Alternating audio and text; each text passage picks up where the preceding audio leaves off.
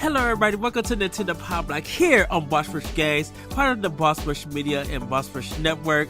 I'm your host, the Enlightened Excited ADV. Joining me is the one, the only Bossman himself, Mr. Corey Dirrig. Hello, good sir. Hello, Ed. I've prepped myself for a long show. I've packed away the food for hibernation for the winter, and I'm ready to do the thing. Can you believe this is our final episode for the year? Yeah, this is our final official Pow Block episode of the year. I'm sure Ed and I will put out some extra stuff over the break just so people have stuff to listen to, right? But this is the last official Nintendo Pow Block recording of the year. It's going to be a monster episode. Pretty excited diving into the Game Awards, and we have a bunch of listener questions. And it's almost like we should just save the listener questions for another episode. But we're gonna pack it all in, guys. We're gonna pack it in tight. I just gotta say, everybody, I'm excited for Family News. I'm always excited for Family News. But dude, the news that has been dropping, like the stuff that dropped last week, and this the big news that kind of dropped today. Of course, we have the Game Awards. Yes, we're going to talk about that. Wait, what was the news that dropped today? Did I miss something? I missed something. Final Fantasy 1-6 being ready. Yeah. Okay. Yeah, you're right. Because that's going to kind of, all the news that has dropped the last couple days that are like rumors or whatever. Yeah. Totally pointing to a direct.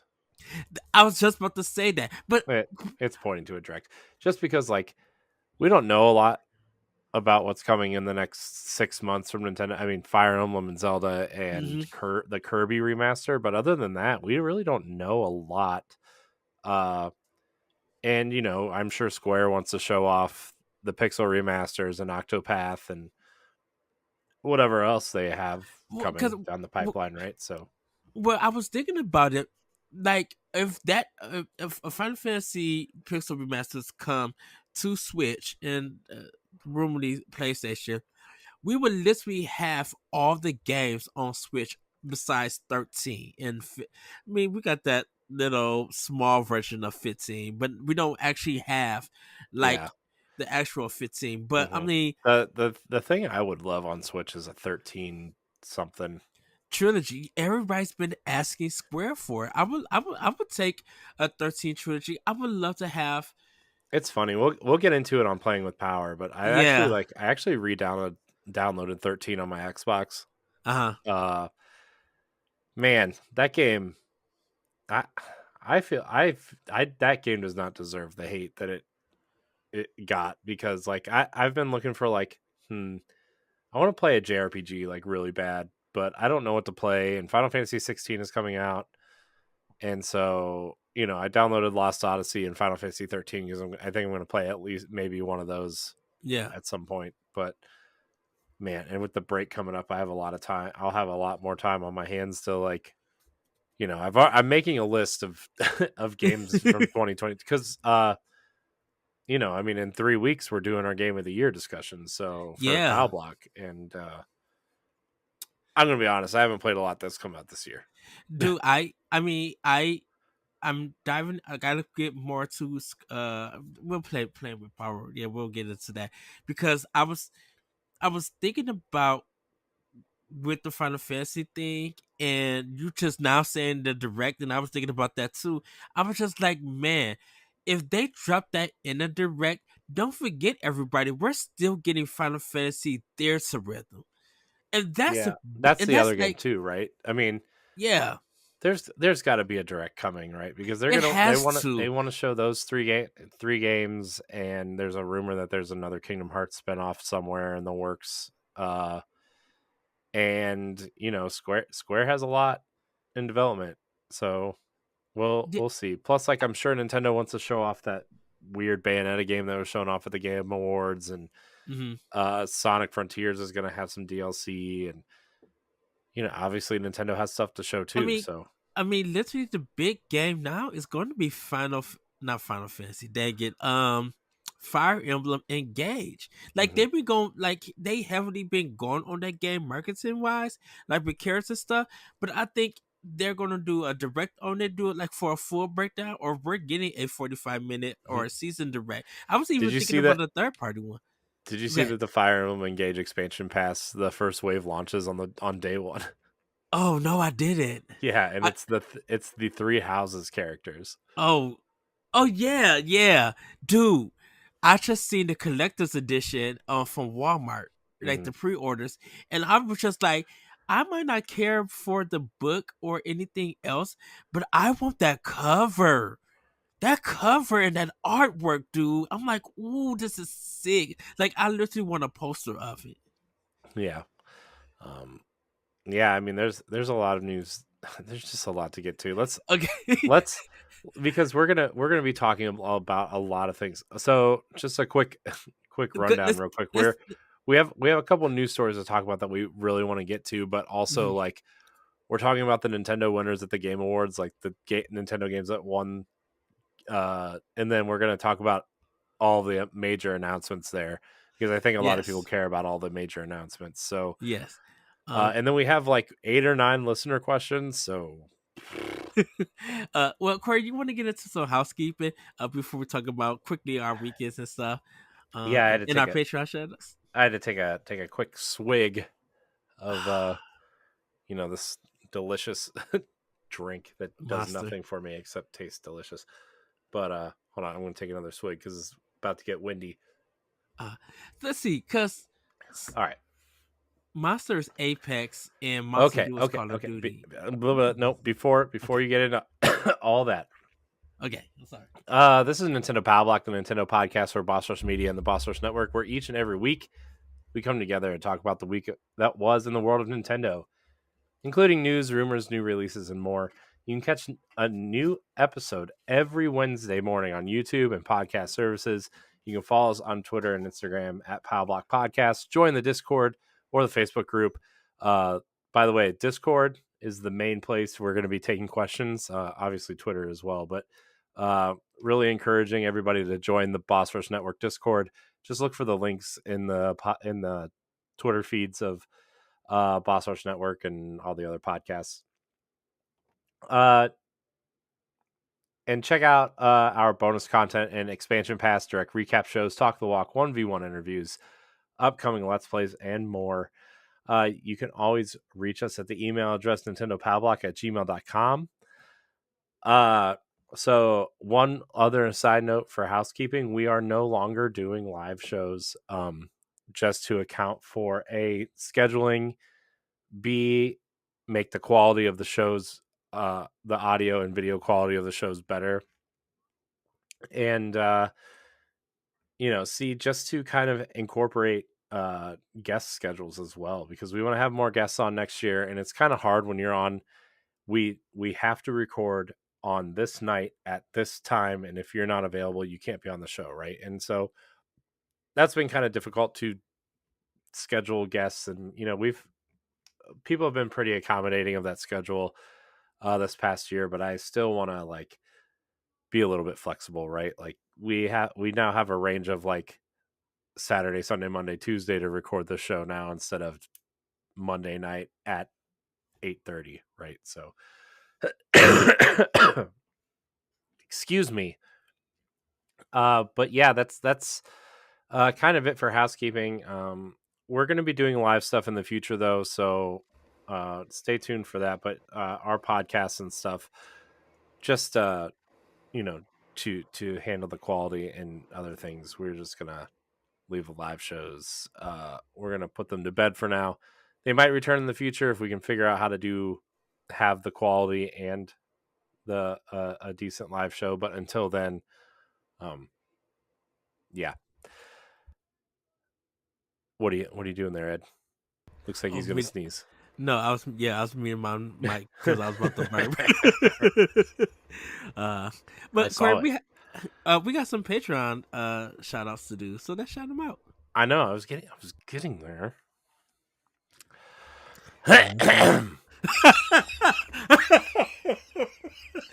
Remember, you can support Nintendo Pow Block, Expansion Pass, and more shows over on our Patreon page. That's patreon.com/Boss Network.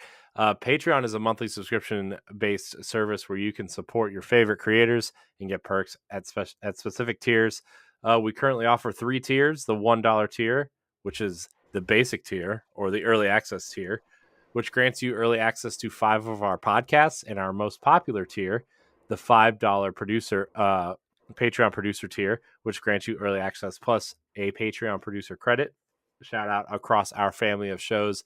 And our silver tier, which is our community interaction tier, allows you to vote on Talk the Walk and video game book club topics or games, vote on topics for After Dark and other shows, as well as submit questions for Talk the Walk and 1v1 interviews and all that. So if you subscribe to that tier, you get that. Plus, you get the Discord VIP orange badge on your profile. So, yeah, the silver tier, a new tier we're trying out. Again, the $1 tier and the $5 tier will never change. So if you just want the shows early, just $1, 4 quarters, 10 dimes, that kind of thing. 2 loaves of bread and a sheep's milk. I don't know. I don't know what any of that means. I'm trying to keep the hype up, and now I just, Anyways, our Patreon producers for this episode of Nintendo Pow Block are Adriel Munger, Austin Campbell, Celeste Roberts, Christian Skipper, my wife, Sana Dirrig, Francisco Santillan, and Rebecca Jewell. I want to thank all of our Patreon producers. I want to thank all of our patrons, and I want to thank all of our free listeners. Remember, all of our content remains free. We just provide you with a few perks if you support us. If you are listening on audio feeds, please leave us a 5-star rating or a review on Apple Podcasts or Spotify. If you're watching the YouTube video, please like the video, subscribe to the channel, leave a comment, leave a question in the comments, all that stuff. Hit the bell so you know when all of our videos go live. And yeah, so also, since this is the last kind of main episode of the year, we launched this Patreon back in January, and it's been an interesting kind of experiment for us. And for those of you who have been subscribed with us either for a month or the whole time or somewhere in between, really, really appreciate you guys taking this journey with us. It's been super fun, and I'm excited for all the stuff we kind of have planned in the next year. It's going to be fun. It's going to be 2023 is going to be a big year for us, at least internally, I think. So, yeah, I'm very excited. What about you, Ed? Truly, thank you all for your support, for the love. It's just like watching the shows, giving your feedback when we asked for it, and like really just helping the show become better. So I truly, from the bottom of my heart, from pretty much a lot of us at Boss Rush, like really thank you guys for your support. Me and Corey's been doing this for 7 years, dude, in county, or 6 or 7 years in county. So to have the support, really means a lot to us. Yeah. Let me tell you, Ed, when the very first episode of Nintendo Pow Block, I used to have it memorized, but now I don't because I'm terrible at this. But let's see. Excuse me. This cough. Should probably mute when I have to cough. That'd be neat. It'd be really swell of me. It's that time of the year. Yeah, it's not even that. It's just like, it's just gross. No, I hear you. Let's see. Let's go all the way to the end. Actually, it'd be nope. Yep. It'd be easier just to do this. Yay. Man, Ed, we've done a lot of episodes. I've been building the Boss Rush Media business website. Yeah. let's see. Our first episode, Ed, was June 21st, 2016 Wow. was our first episode of this thing. A little bit later than I thought. I thought it was 2015, but guess not. I It was think you, me. It because was we you, me, was and Adrian. yeah, because we was talking about Breath of the Wild. I think it was Hmm. E3 and Yeah, it was like everything. right after E3. Um, and then the very first attempt at Pow Block was on March 30th, 2016. So Ah. that's when it was a YouTube short, Ed. A long-lived 5-episode YouTube short. Well, yes. Oh man, the DNA days. I remember the DNA days. You had DNA, I had Optional Opinion and the Nominee Radio Hmm. Network.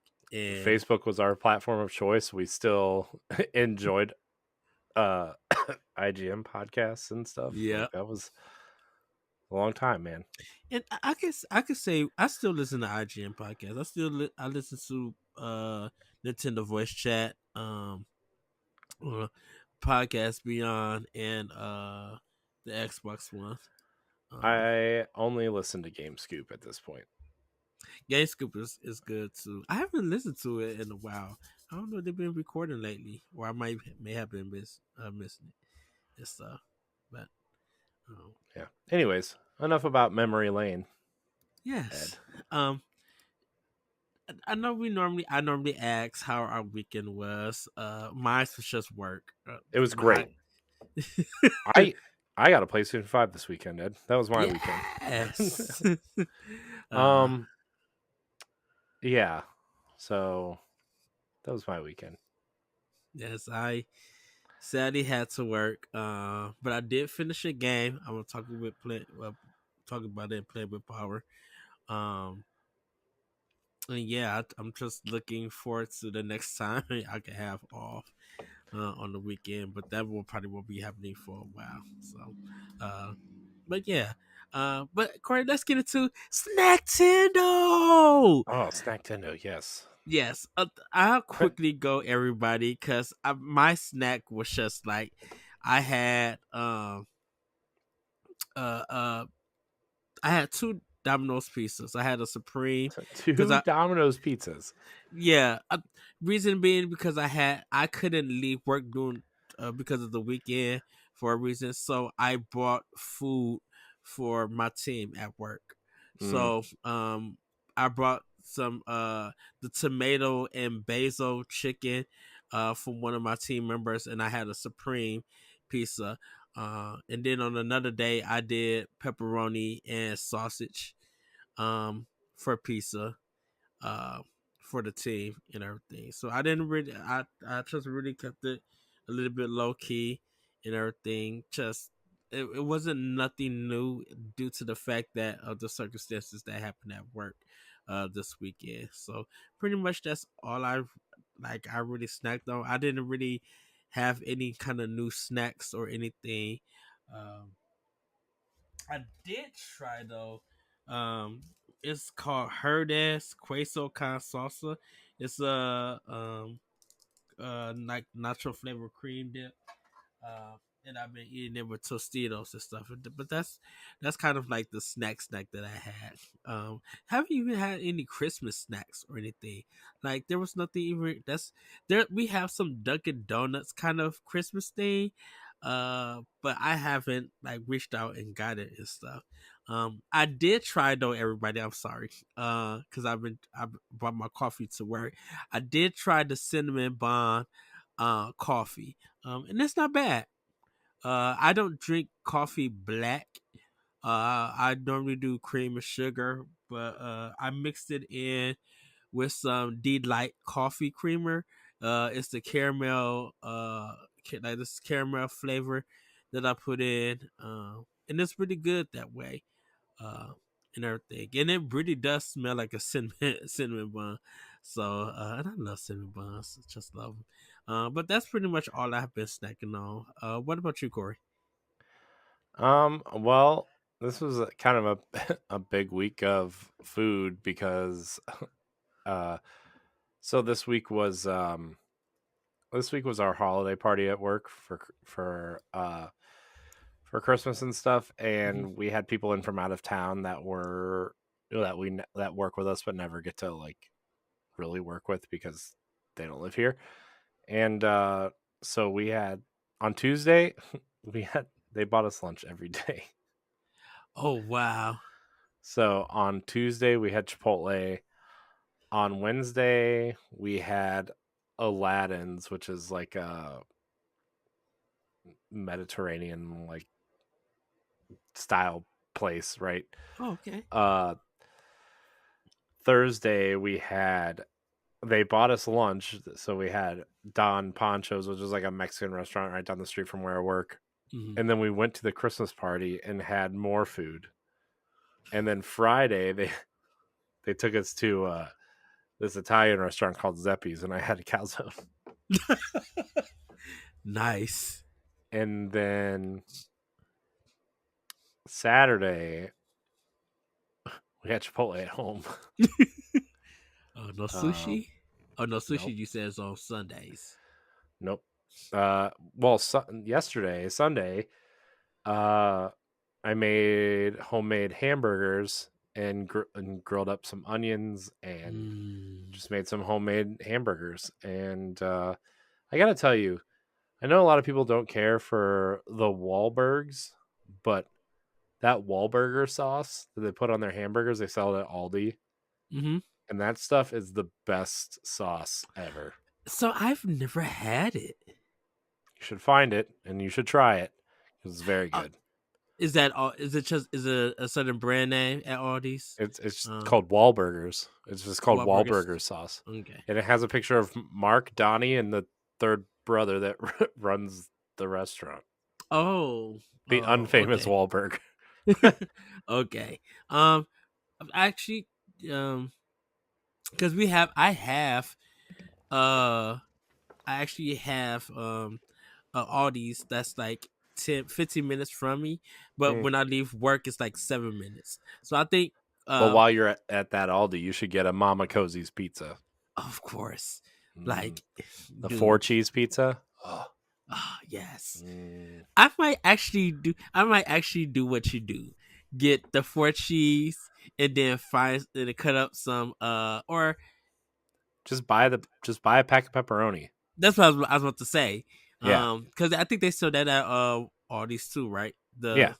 The Okay. Um well, this is the thing about it. I have to go pick up my Final Fantasy Crisis Core Mm. for Switch. So Is I'm that out? picking Does that come out tomorrow? yeah, it comes out Tuesday. So I pre-ordered it from Best Buy cuz it got the steel cover for Switch. So Right. that's the one I'm getting. Uh I have to hit past Aldi's. So I'm gonna go to that Aldi's first, stop by, get what I need, and then um hit the road to go to Best Buy to go get my stuff. So I think I'll probably get a Mama Kosi's. I won't be able to eat it till later that night. So I think I'll just put it in the refrigerator with the pepperoni, and then when I get out of rehearsal, I'll That's hook it up and eat it. that's fine. You need to get some. You also need to get some Parmesan shaky cheese. Ooh. We call it shaky cheese here because I have small children. So I'm look. I call it shaky cheese even if my children aren't around. It's fine. Um, you got to get that, and then you got to get crushed red pepper. And I know you don't do spicy, but Mm-hmm. just a little bit on there. Oh, and then cover it in the shaky cheese. Oh, it's so good. It's so And good. Oh, now I want so one. so is that after you bake it? I know with the Mm-hmm. pepperoni you did you bake the pepperoni with the pizza Oh or yeah, yeah, yeah, okay, yeah, yeah, yeah. and then you Yeah. just do the seasoning stuff after. Mm-hmm. Okay. Mm-hmm. I will do that. If not, well, if I will do that, make sure you text me to be like, Ed, don't forget this is the stuff that you need. And Yeah. I'll get some Wahlburger stuff. I probably won't try the Wahlburger sauce until Thursday. I might just buy like a basic hamburger and try like a Wendy's hamburger or something Yeah. I mean, and try that. it's good on a lot of things, but you know. it was good, man, with the caramelized onions. Oh, I love caramelized onions. Normally, when I get a burger in Chicago, they have them on there, and just oh man, they cover the burger with it, and it's that something about that seasoning or the oil, that grease gets it to that burger, that bun. mhm. Ooh, that's some Well, anointings right there. I always I always we always try to get the lean meat that doesn't Hmm. have any fat really on it, and then you toast the buns, so the buns are kind of not like crunchy, but they've got a little crunch to them, right? And then the meat Yes. doesn't make the bun soggy. That's how you do it. And Ah, then Sana always tells me to melt cheese on hers, which is fine. yes. That's like the Uh, one thing I don't like. Don't get me wrong, I like a good cheeseburger sometimes, but like I'm the rare person who prefers no cheese on their burger. really? I just want it smothered in onions and mayonnaise and mustard, and that's the burger I want.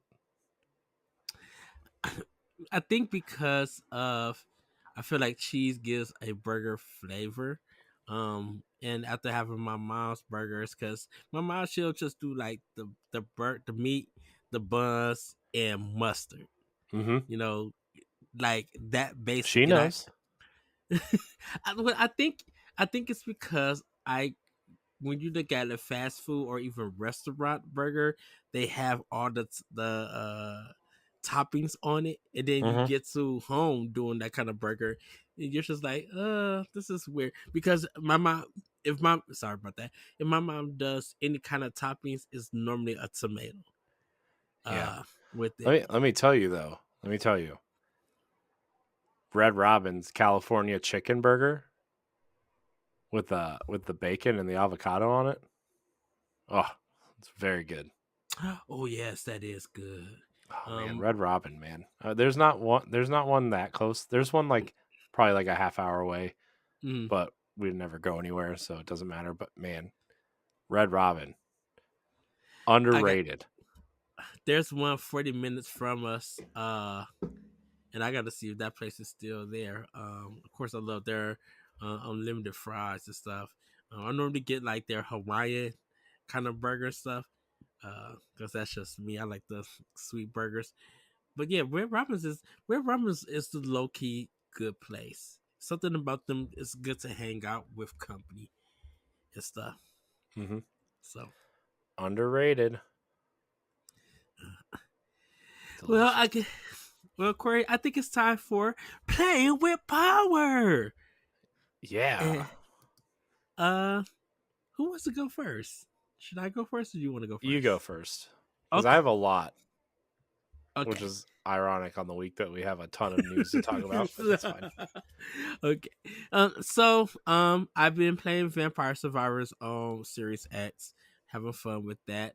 I finally did try the Callisto Protocol.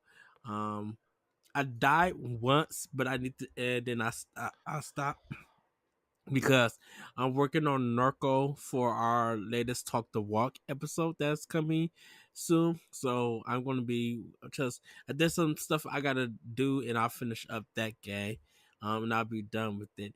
Um, I really haven't been playing the Switch yet. I did buy that JRPG Chain Echoes. I think that's the name of Is it. it good? I haven't started it yet. Okay, because I like that's downloaded it. so. It's on my wish list. It looks so cool. It looks kind of like Crosscode and like Sea of Stars, like kind of that vein of Yes. JRPG. And it's like I want to play it really bad. It looks like so cool, but there's like a thousand other things that I want Mm-hmm. slash need slash already bought that I haven't touched. So I've been wishlisting a lot of things on Switch lately, and all of the consoles across the board actually. But you know, it's so Yeah. there's I mean, a year without a lot of games. There sure are a lot of games out there. Shoot, on Switch it is. I can't say I can't be like, well, there wasn't a lot. I'm like, shoot, you haven't been on the eShop or you haven't been at the stores. But I Yeah, feel like there's a lot on Switch. Um, man. Every time I open up like my Switch or game Xbox Game Pass or mhm, now like the PlayStation, because I went up to the extra tier. I still don't think the premium tier is like worth doing yet. yeah. Until they figure out this PlayStation 3 situation, that whole tier is just not interesting to me. Especially because all the good PS2 games are the PS3 versions, which are streaming only. you know, Oh yeah. like all the Ratchet and Clank games, all the Sly Cooper games that got that HD trilogy, the God of War games, they're all the PS3 versions and they're only streaming. So until they get that all figured out, but even the extra tier, like, oh my gosh, dude, there's so much there. I I mean, I haven't had a PlayStation in like 2.5 years, so it's like, Hmm. I haven't really been. I've been paying attention to PlayStation, but not that close, right? And I look at that extra tier and like it's almost like that tier alone is almost as good, or maybe dare I say better than Game Pass in some aspects. Not all aspects, but some Hmm. aspects. Like, oh my gosh, there's so many games on that extra tier. But we'll talk about my PlayStation experience a little bit because Yeah. That man, that is kind of.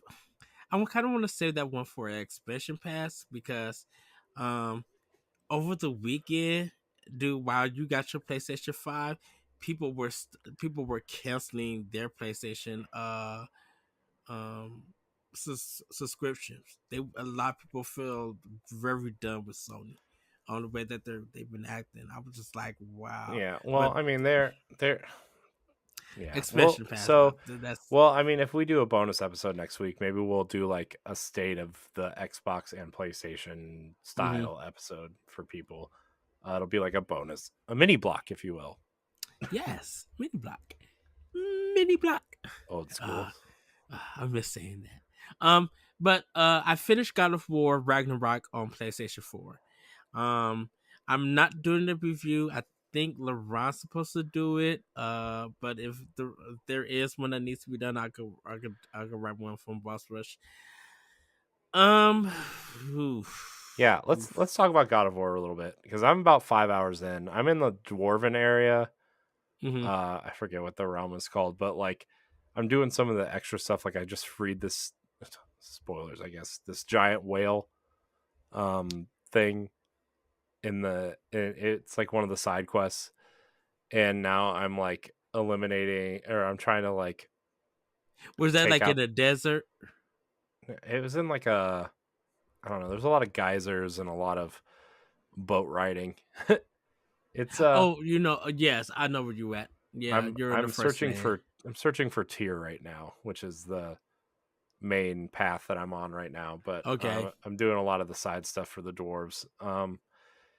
It's my so story progression wise, I'm probably really only like 2 hours in, but I've played for about 5 hours, and it's good. I mean, it's exactly how I felt about the last one. It's good.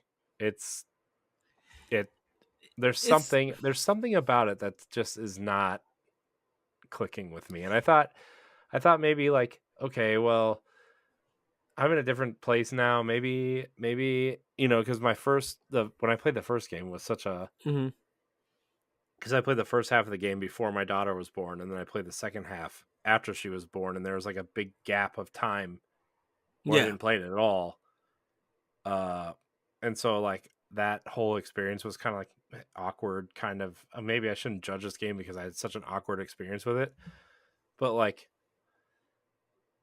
it's a good game. It's very pretty. It's you know there's a lot going on, but like I don't as of this point, it's just good.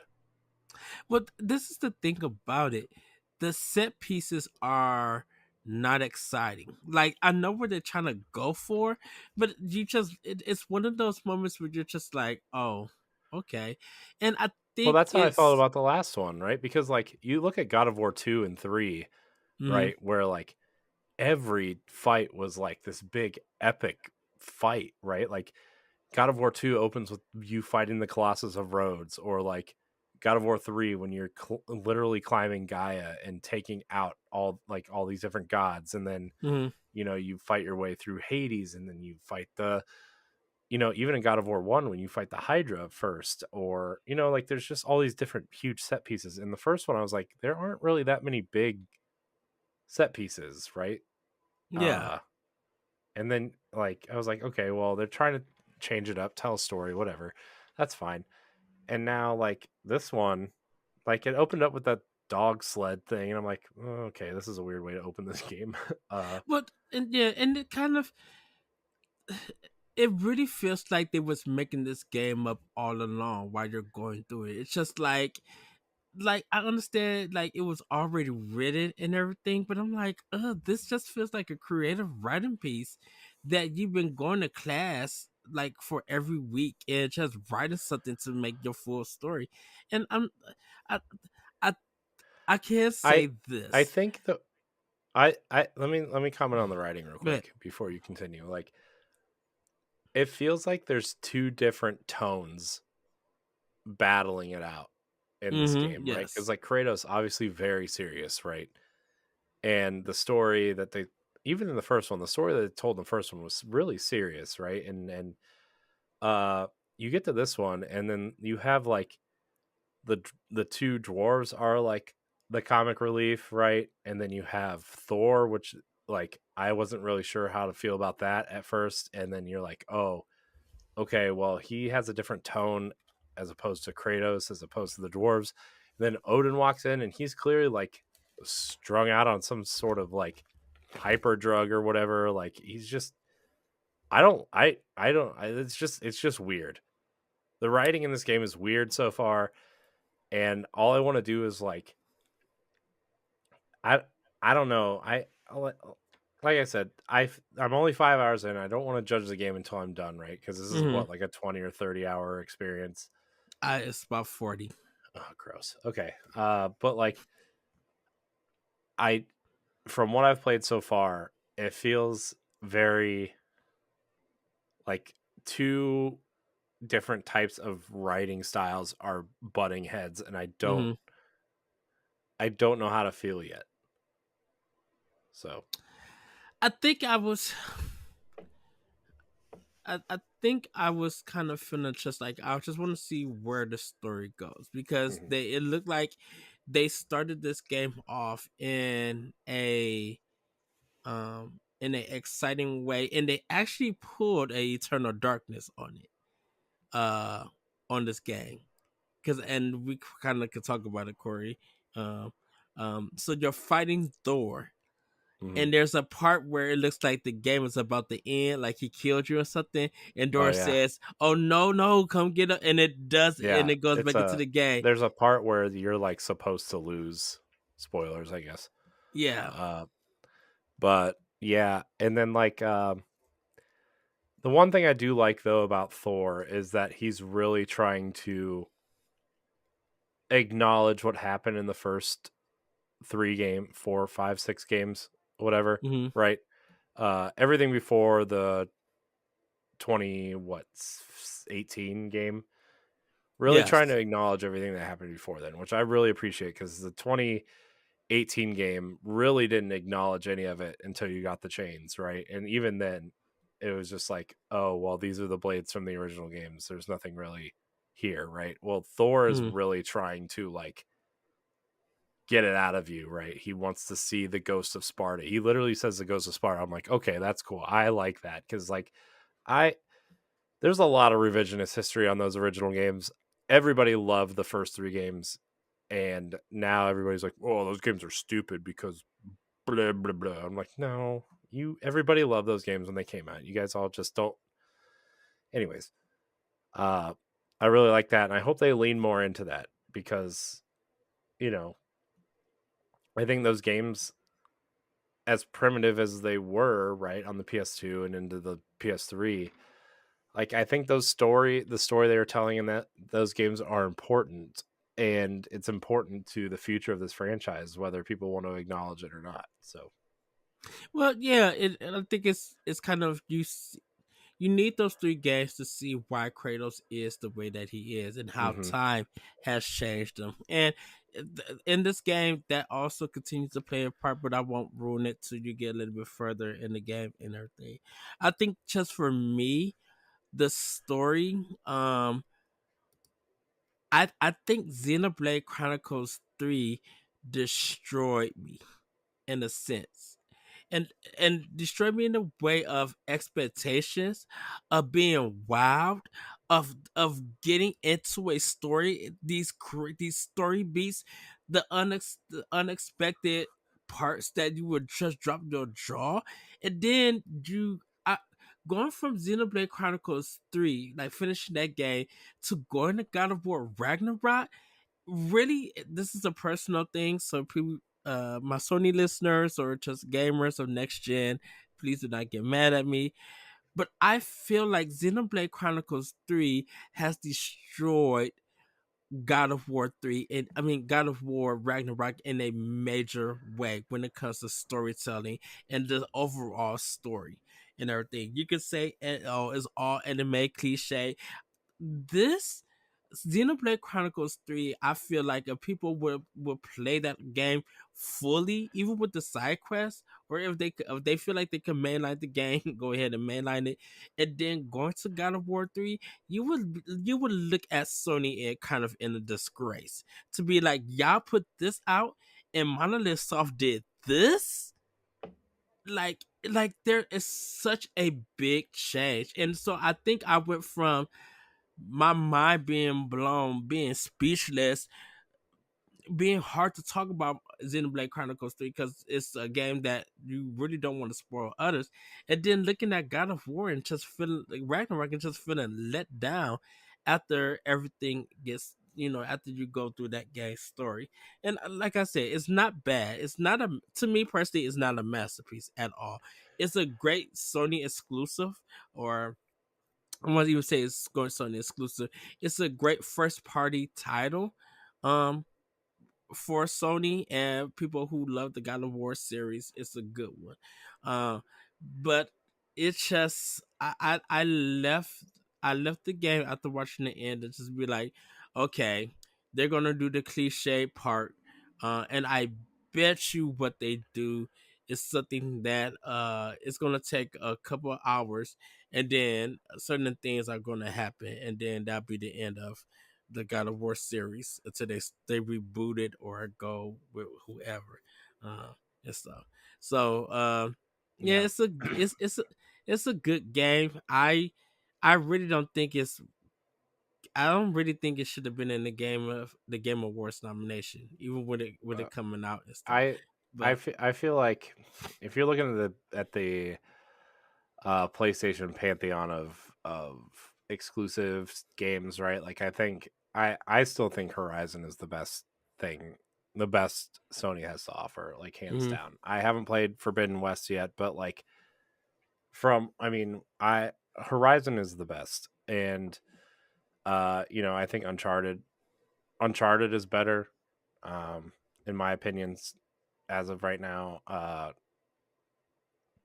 Let's see what else is there. Like I downloaded Ghost of Tsushima. I'm excited to play that. Like that That one, I think was Ghost of Tsushima ever. Yeah, that was nominated for when it came out. I feel like Ghost of Tsushima really deserved every nomination that it got. yeah. So I You mean, know. I think we'll talk more about PlayStation and stuff later. Like in a special Mm, episode or something in Xbox, which I have some gripes with Xbox also, but in terms of PlayStation and my experience so far, like the PlayStation, the user experience is also kind of poor, um, in my opinion. It's going to be my exclusive machine, and I know Sony doesn't want to hear that, but I don't care. It, hmm my platform of choice is still going to be Xbox, but like, there's just too many, you know, there's too many top tier exclusives to ignore to not have one, especially when we're Yes. doing this, right? Yes. Um, but I am looking for the two games I'm looking forward to playing the most are Horizon Forbidden West and Death Stranding of all games. When you start Death Stranding, I'll start it too because I have it for PS4. Uh, and I think Okay. that's a game that me and you probably could talk about playing Well, sometime. I got the director's cut for PS5. Hmm, that's fine. I don't know if it does anything different or if it affects anything, but I think it has some extra stuff, but I'm just like just playing the game, just being yeah. able to talk it. I And do have I a bought it before the Death Stranding 2 reveal trailer, which by real. the way, we'll talk about it later, but man, that trailer was say what you want about Kojima's games. I'm not the biggest fan of a lot of them. I haven't played most of them to be honest, but that dude knows how to make a trailer to get you hyped. Yeah, we'll talk about it later. I do have a show to tell everybody real quick, and then I'll turn it over to you, Corey. My River City Girls Zero Ooh, has finally came in from nice. limited run.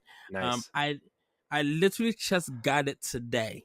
Nice. Before after I got off for work. So there is I knew that it was coming. There's one more game that I'm supposed to be getting from I am 8-bit, and that's Stray for PS4. And I think that would be no River City Girls 2 come out next week. Because Yep. someone has blessed me with some uh eShop credit, Hmm. and I am going to be picking that game up and everything. It is Um, Christmas time, Ed. yes, it Time for the really holidays. is. I didn't wear my Christmas hat for any of our shows this year. I'm kind of it kind of snuck up on me this year. You know what? I didn't really do anything Christmassy besides wear like my green Animal Crossing shirt or something. Like I didn't really do much. My Tom Nook green sweater that I have that I Hmm. call. Um, Yeah. but yeah, that's pretty much what I've been playing with Power. Definitely when I come back from break and everything, I'll be talking about what I have been playing for. I'm really excited to pop in near Automata. It's been teasing me so bad, and I'm the reason excited why, for you to play it. and everybody, like I said, I played the PlayStation 4 version.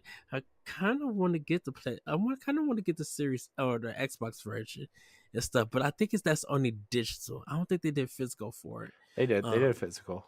physical. I wonder if it's cheap. I have to look. I have to look around. But It I is on Amazon. It is. Let's see. Oh, maybe they didn't do a physical. I thought they did. Huh. that one really came and went. So I'm not mad and stuff. Uh, but I am excited to play it on Switch. And everybody. But yeah, because there's some like Room Factory 5. I still got the collector's edition. I need to put it in my Switch and start that. Like I have a lot of stuff to start on my Switch. So I when I come I back know. from break, everybody, we'll definitely be having a big playing with Power. But Corey, I'm gonna turn it over to you. What have you been playing with Power? Oh man. Okay, so I've been playing a little bit more Link's Awakening. I'm going to try to finish it. Hopefully, I'll be done with it by the end of the week. Yes. Nothing really else to say about that. Near Automata, I'm still playing. Also, very very good. Been hooked on that Tetris train again. Playing a lot of Tetris Effect. Just playing Tetris. You know, listening to the tunes. You I'm know. ready to get lost back. I might have to get lost back in that world and just like, of course, do my Tetris thing. But I really want to hear more of the music in Yeah. that game. Yeah. And then new season of Destiny started. Played a little bit of that. Played the new dungeon. Got about halfway through it. We just wanted to see what it was. We're not nearly close to being equipped for it, but it's cool. It's Warmind themed, so it's all kind of Rasputin the Warmind. We were trying to bring him back to Mm. fight Zivurath, the Hive God of War. So that's fun. Getting Did and you see prepping the for Lightfall. So Did you see the latest trailer for oh the yeah, Game Awards? I dude, had text you. that track in that trailer was so hype. I do okay. The track in that trailer, man, was so good. Oh, dude, that That trailer was really good, and I was just like, I can't really say anything. It's such a banger, and I'm just like, we and Corey had just talked about Bungie doing some of the best trailers and everything, and I mean, they continue to surprise me with their work, and so yeah. Yeah, Destiny trailers are always really good. So I've been playing that. I've actually played I've played a little bit of a lot. Um, so obviously God of War has been the big one this weekend. I played a lot of that. We kind of already talked about it, and I haven't really done a lot more on my PlayStation. I've just been trying to play through God of War, and because here's the thing, I want to play God of War, but I also want to play Horizon. But I know if I play Horizon, I will never go back to God of War. So I have to play God of War first. You bought what Forbidden West, right? No, I didn't. My thing was I was going to get that bundle, but they were sold out of that bundle, so I got the God of War bundle instead. Okay, So I did not get Forbidden West. And but you're so replaying the first one. I'm not replaying the first one. Oh, I might re-download the first one though, to see how it runs and looks, because I did get a PS5 patch. But also I never finished as much as I love that game, I never finished the Frozen Wilds. So oh, oh! I finished it. Yeah. yeah, I mean I know it's not that long, but um, so yeah, it's funny because like I actually really like the digital version of the PS5. It looks so much nicer. I know, like, no, I'm never gonna own a disc again, but I'm like, Mm. that's fine. You know how I am with Oh, that's digital the on version. Xbox and PlayStation. Oh, that's the version you got was digital. Yeah, I don't Nice. I don't care about physical editions unless it's on Switch, right? So, Mm. um, yeah, so that's kind of it. Oh, you know what I did download on my PlayStation? N plus plus, and guess Yes. what? It has the right button combinations. Oh, it does. Well, you know how on Switch the A button is jump, and but like Yeah. the A button is on the right side of the controller and not on the bottom, so like it kind of sucks. The game doesn't suck. It's just the combination of buttons. It's just kind of like Buttons. not great. Ooh, So excuse I did me. play a little bit of that. Let me tell you, man, that game is a gem. And I know on Switch, all I have to do is like go through the menu and swap the buttons and set it as a preset, and then just use that preset when I play that game. But I don't want to do all that. It's a lot of work. I mean, if I really want to play, I've just been in the mood to play Infamous 2. That's what I want to play so bad. Yeah, Infamous is on the PlayStation Plus collection. So, man. But yeah, what was I playing on Xbox the other day? Oh, Assassin's Creed. I've been playing some Assassin's Creed Odyssey as I, well. oh, you haven't started Valhalla yet? No, I want to finish Odyssey before Valhalla, and I'm not gonna get to Valhalla Uh, until like the next 3 games come out. So, dude, I've been Cause I playing don't know. Assassin's Creed Odyssey off and on for like 2 years. Okay, Yes. 3 years, 2, 4, 3. I don't know, too long. Anyways, Well, is that all for Play with Power Corey? yeah, All yeah. right. Then everybody, it's time for Femi News. Corey, take it away, man. Yeah. All right. So, before we get into the Game Award stuff, we're going to talk a couple of news stories here. Final Fantasy Pixel Remasters were rated for Switch and other platforms by the ESRB. I'm going to read the article from our very own BossRush.net Blocks Gaming Reviews, so you can check this article out on the website. While not confirmed, the games being updated on the ESRB website highly suggests that an official announcement is imminent. The listings are very likely for the Pixel Remaster versions of these games, which first released on mobile devices in 2021. They later came to PC, starting with 6 arriving in January of this year. Fans have been waiting eagerly for these classic titles to be ported to consoles, with the Nintendo Switch in particular a heavy favorite due to its portability. The Final Fantasy Pixel Remaster Collection updates the first 6 games with cleaner graphics, more polished English translations, more streamlined gameplay, and more cohesion between the 6 titles compared to when they originally released. There has been some minor backlash at the remasters, however, as they have omitted many of the extras for the games that came out with other ports, such as the After Year sequel to Final Fantasy IV. Um, cool.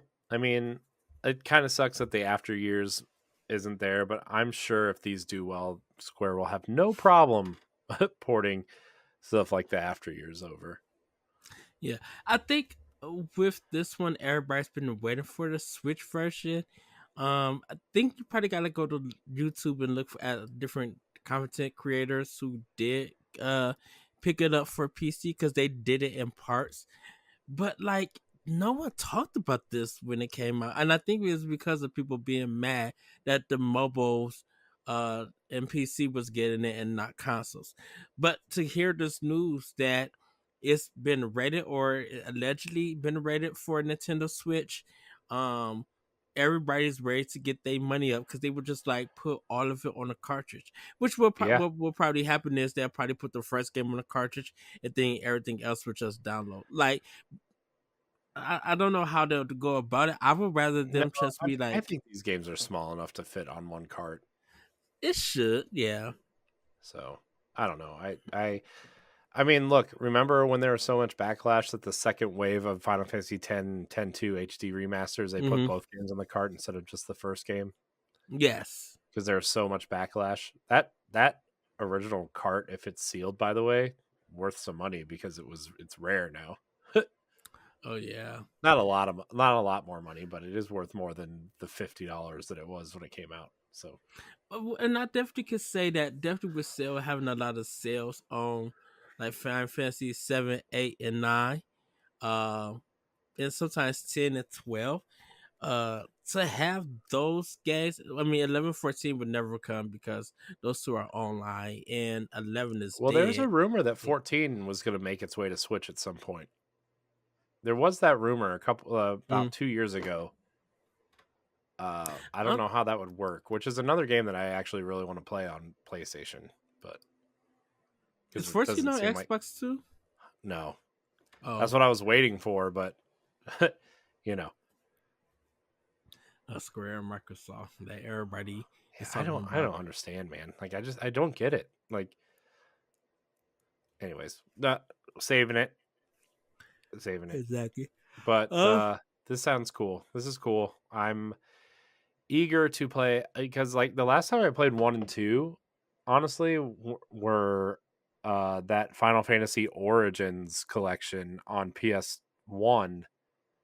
I played it on my PS2, and Final Fantasy 1 is actually a really interesting game. That game is really something. and see, I've never played one or two. My first time with Final Fantasy was actually Final Fantasy 6, but here in America it's Final Fantasy 3. That Yeah, was the first time I played it. yeah. And so Well, I would my first Final Fantasy was 9, so oh, you know, which is so good. It's still a classic to me. yeah. Um Well, what I did, I played 9 and then I played 8 and then I played 10 and then I went back to mm, 7 and thought 7 was bad. So, you know. oh, I know that let's see, like 17 to 12 are the ones that I beat.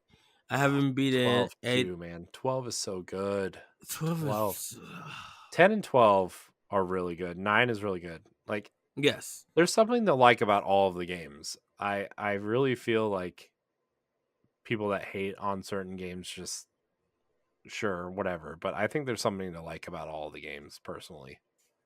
Well, I like 12 for the gameplay and for some of the Mhm. characters. Like 10 I like mostly because of Urine or Orin. Like he is just such a great character. And then 9 reminds me of the classic uh Final Fantasies, and it's just I think it's that's the game that I love to listen to music or podcasts like while I'm grinding and stuff. But I'm like it's fun and witty, but still have some seriousness like some seriousness to it and stuff. Like Hmm. it has a meaningful story and everything. So I think that's why I like 9, and of course I love 7 because that's like my first Final Fantasy game that I beat it, and it takes a while to get into, but I'm just like to learn the ropes of modern modern traditional JRPGs, a turn-based combat. That one is a good one to start with, and Yeah. everything. Um, and the Final Fantasy remake, Final Fantasy 7 remake is so good. It's long because of the pacing things, but it's a beautiful game, and it really is fun once you Another take time with it. another game that's part of the extra tier. The whole package is part of that extra tier, so I didn't even have to Uh, pay for it. Which is nice. another game I want to play too, right? Because like I've been known to, let's say, not be too favorable of Final Fantasy VII over the years that we've done this Hmm. show. Uh, but I think the remake looks awesome, and I'm like, I really want to give it its shake because it just looks great.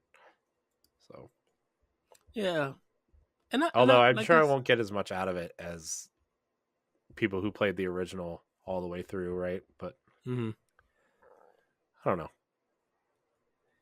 Well, yeah. So I think that's cool. Um, I will pay $50 or $60 for this for a physical. I will say that, Yeah, I but bet we'll it'll see. be. I bet it's 50.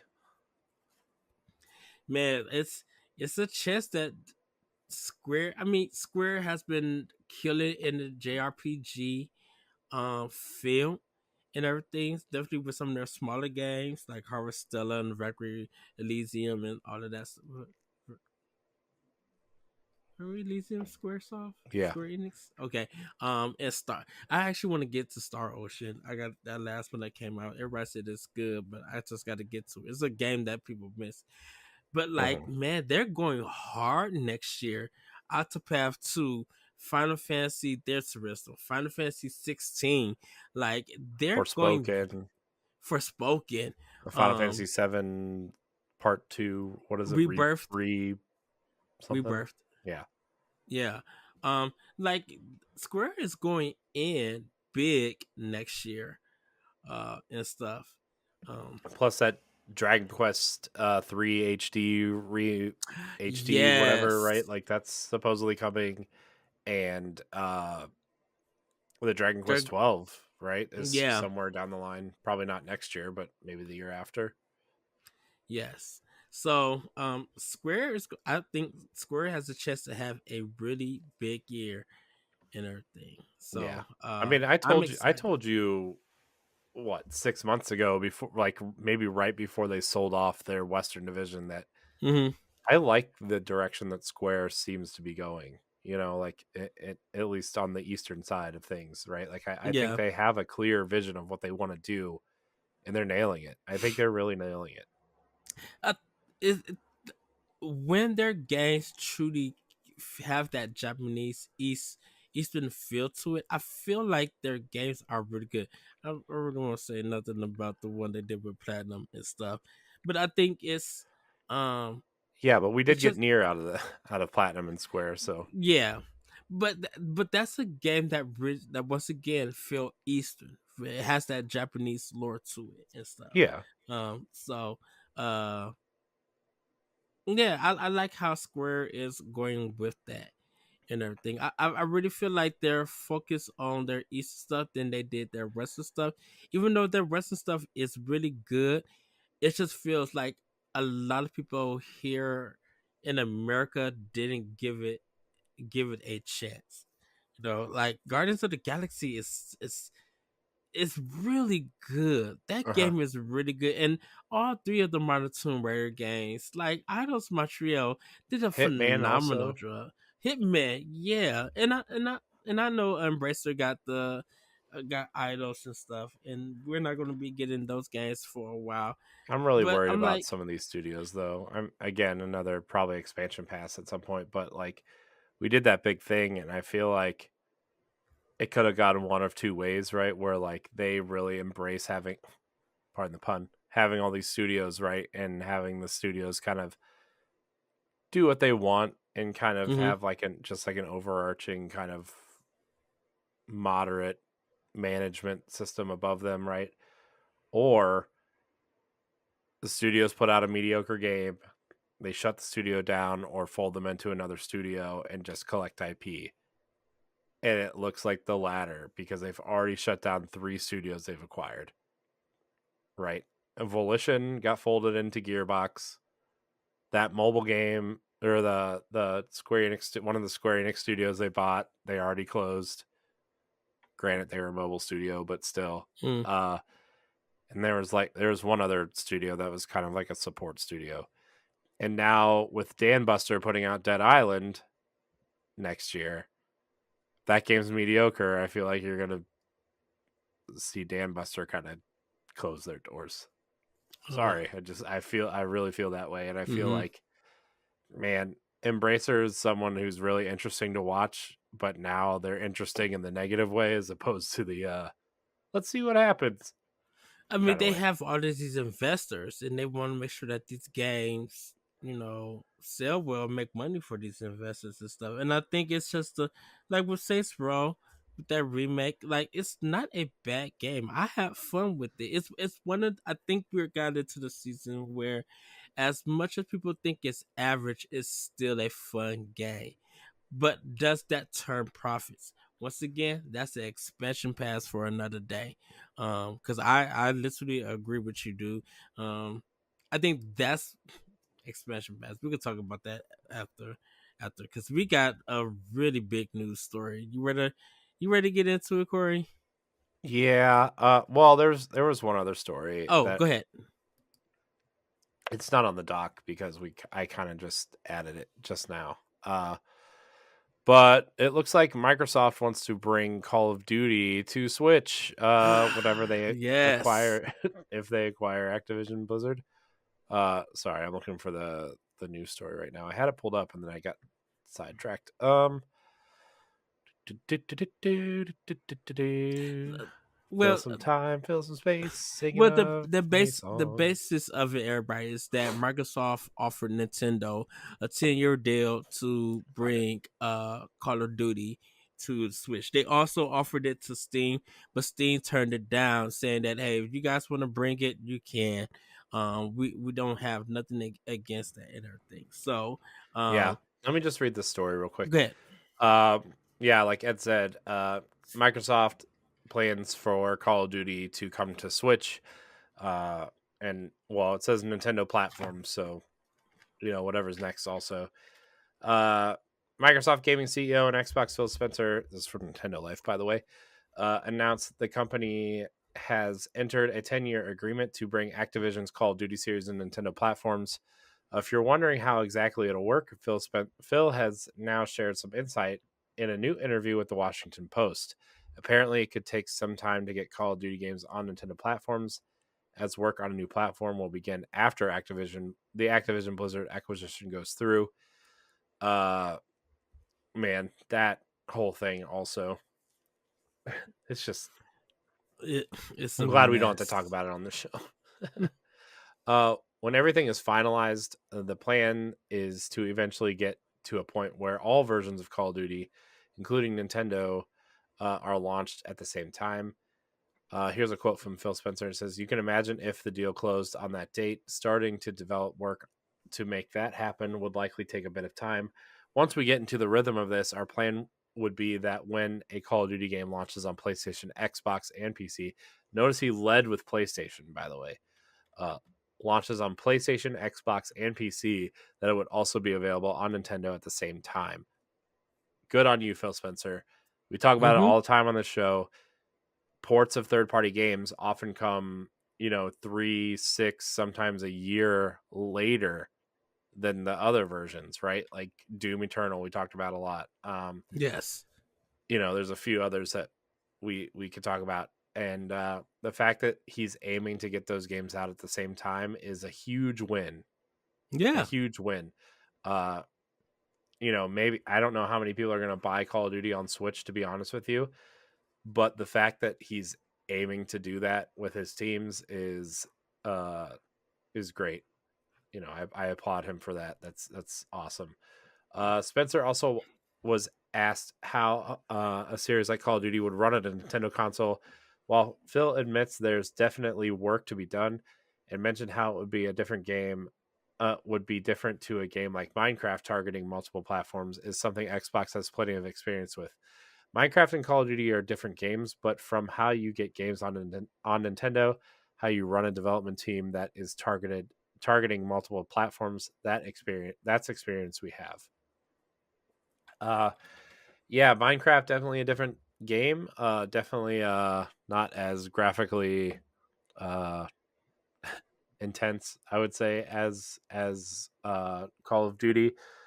But if you have developers and a development team that's aiming at that, plus you know, Microsoft in general, not just Xbox, has so many. They know how to develop for different types of platforms anyway, right? Yeah, Because you could have the most powerful PC running at like a 4080 or 4090 and 4K 120 frames a second ray tracing, and then you have somebody who's running like uh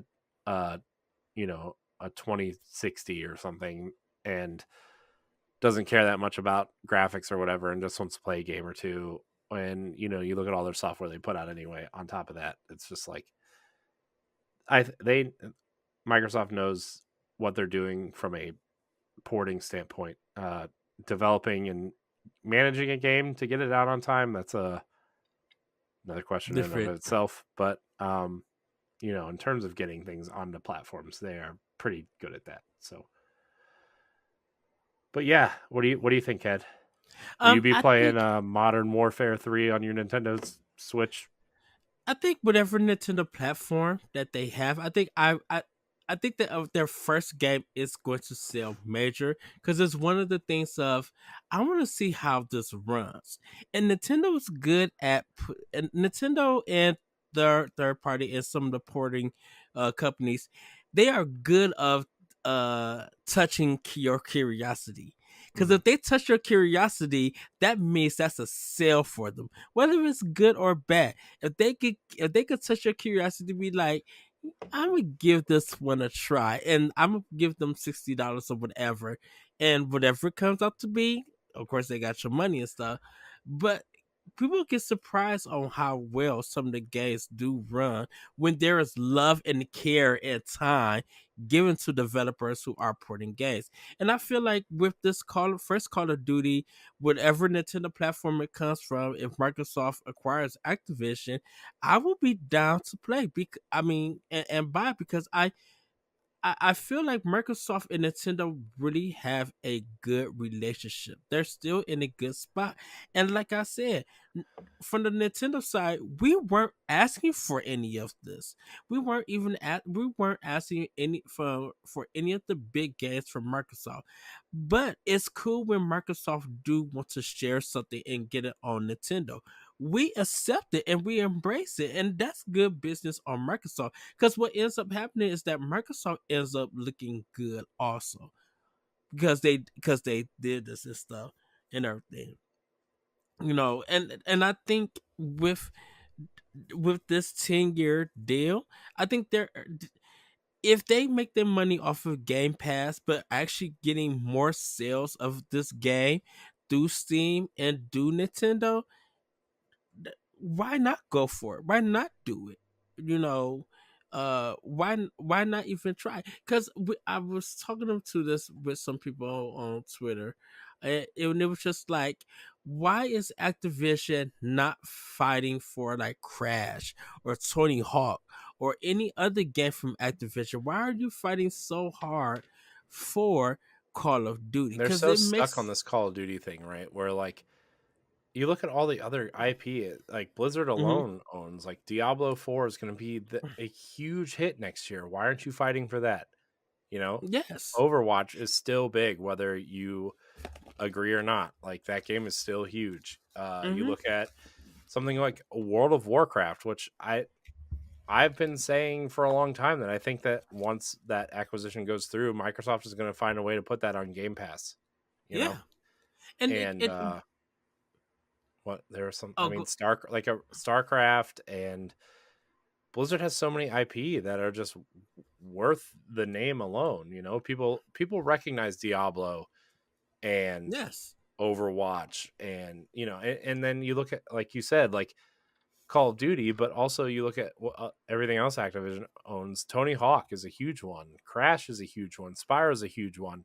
Like these are IP that Microsoft can aim at a uh, kid to teen audience that isn't interested in shooters, right? Like the fact that Right. Tony Hawk, like we could get more Tony Hawk would be really interesting, Right. and And Microsoft got the money for it. And I, th- I think my thing with, and the reason why I bring Sony up because they made a comment that about Nintendo being the Nintendo Switch being a kiddie system. 114 plus million I know.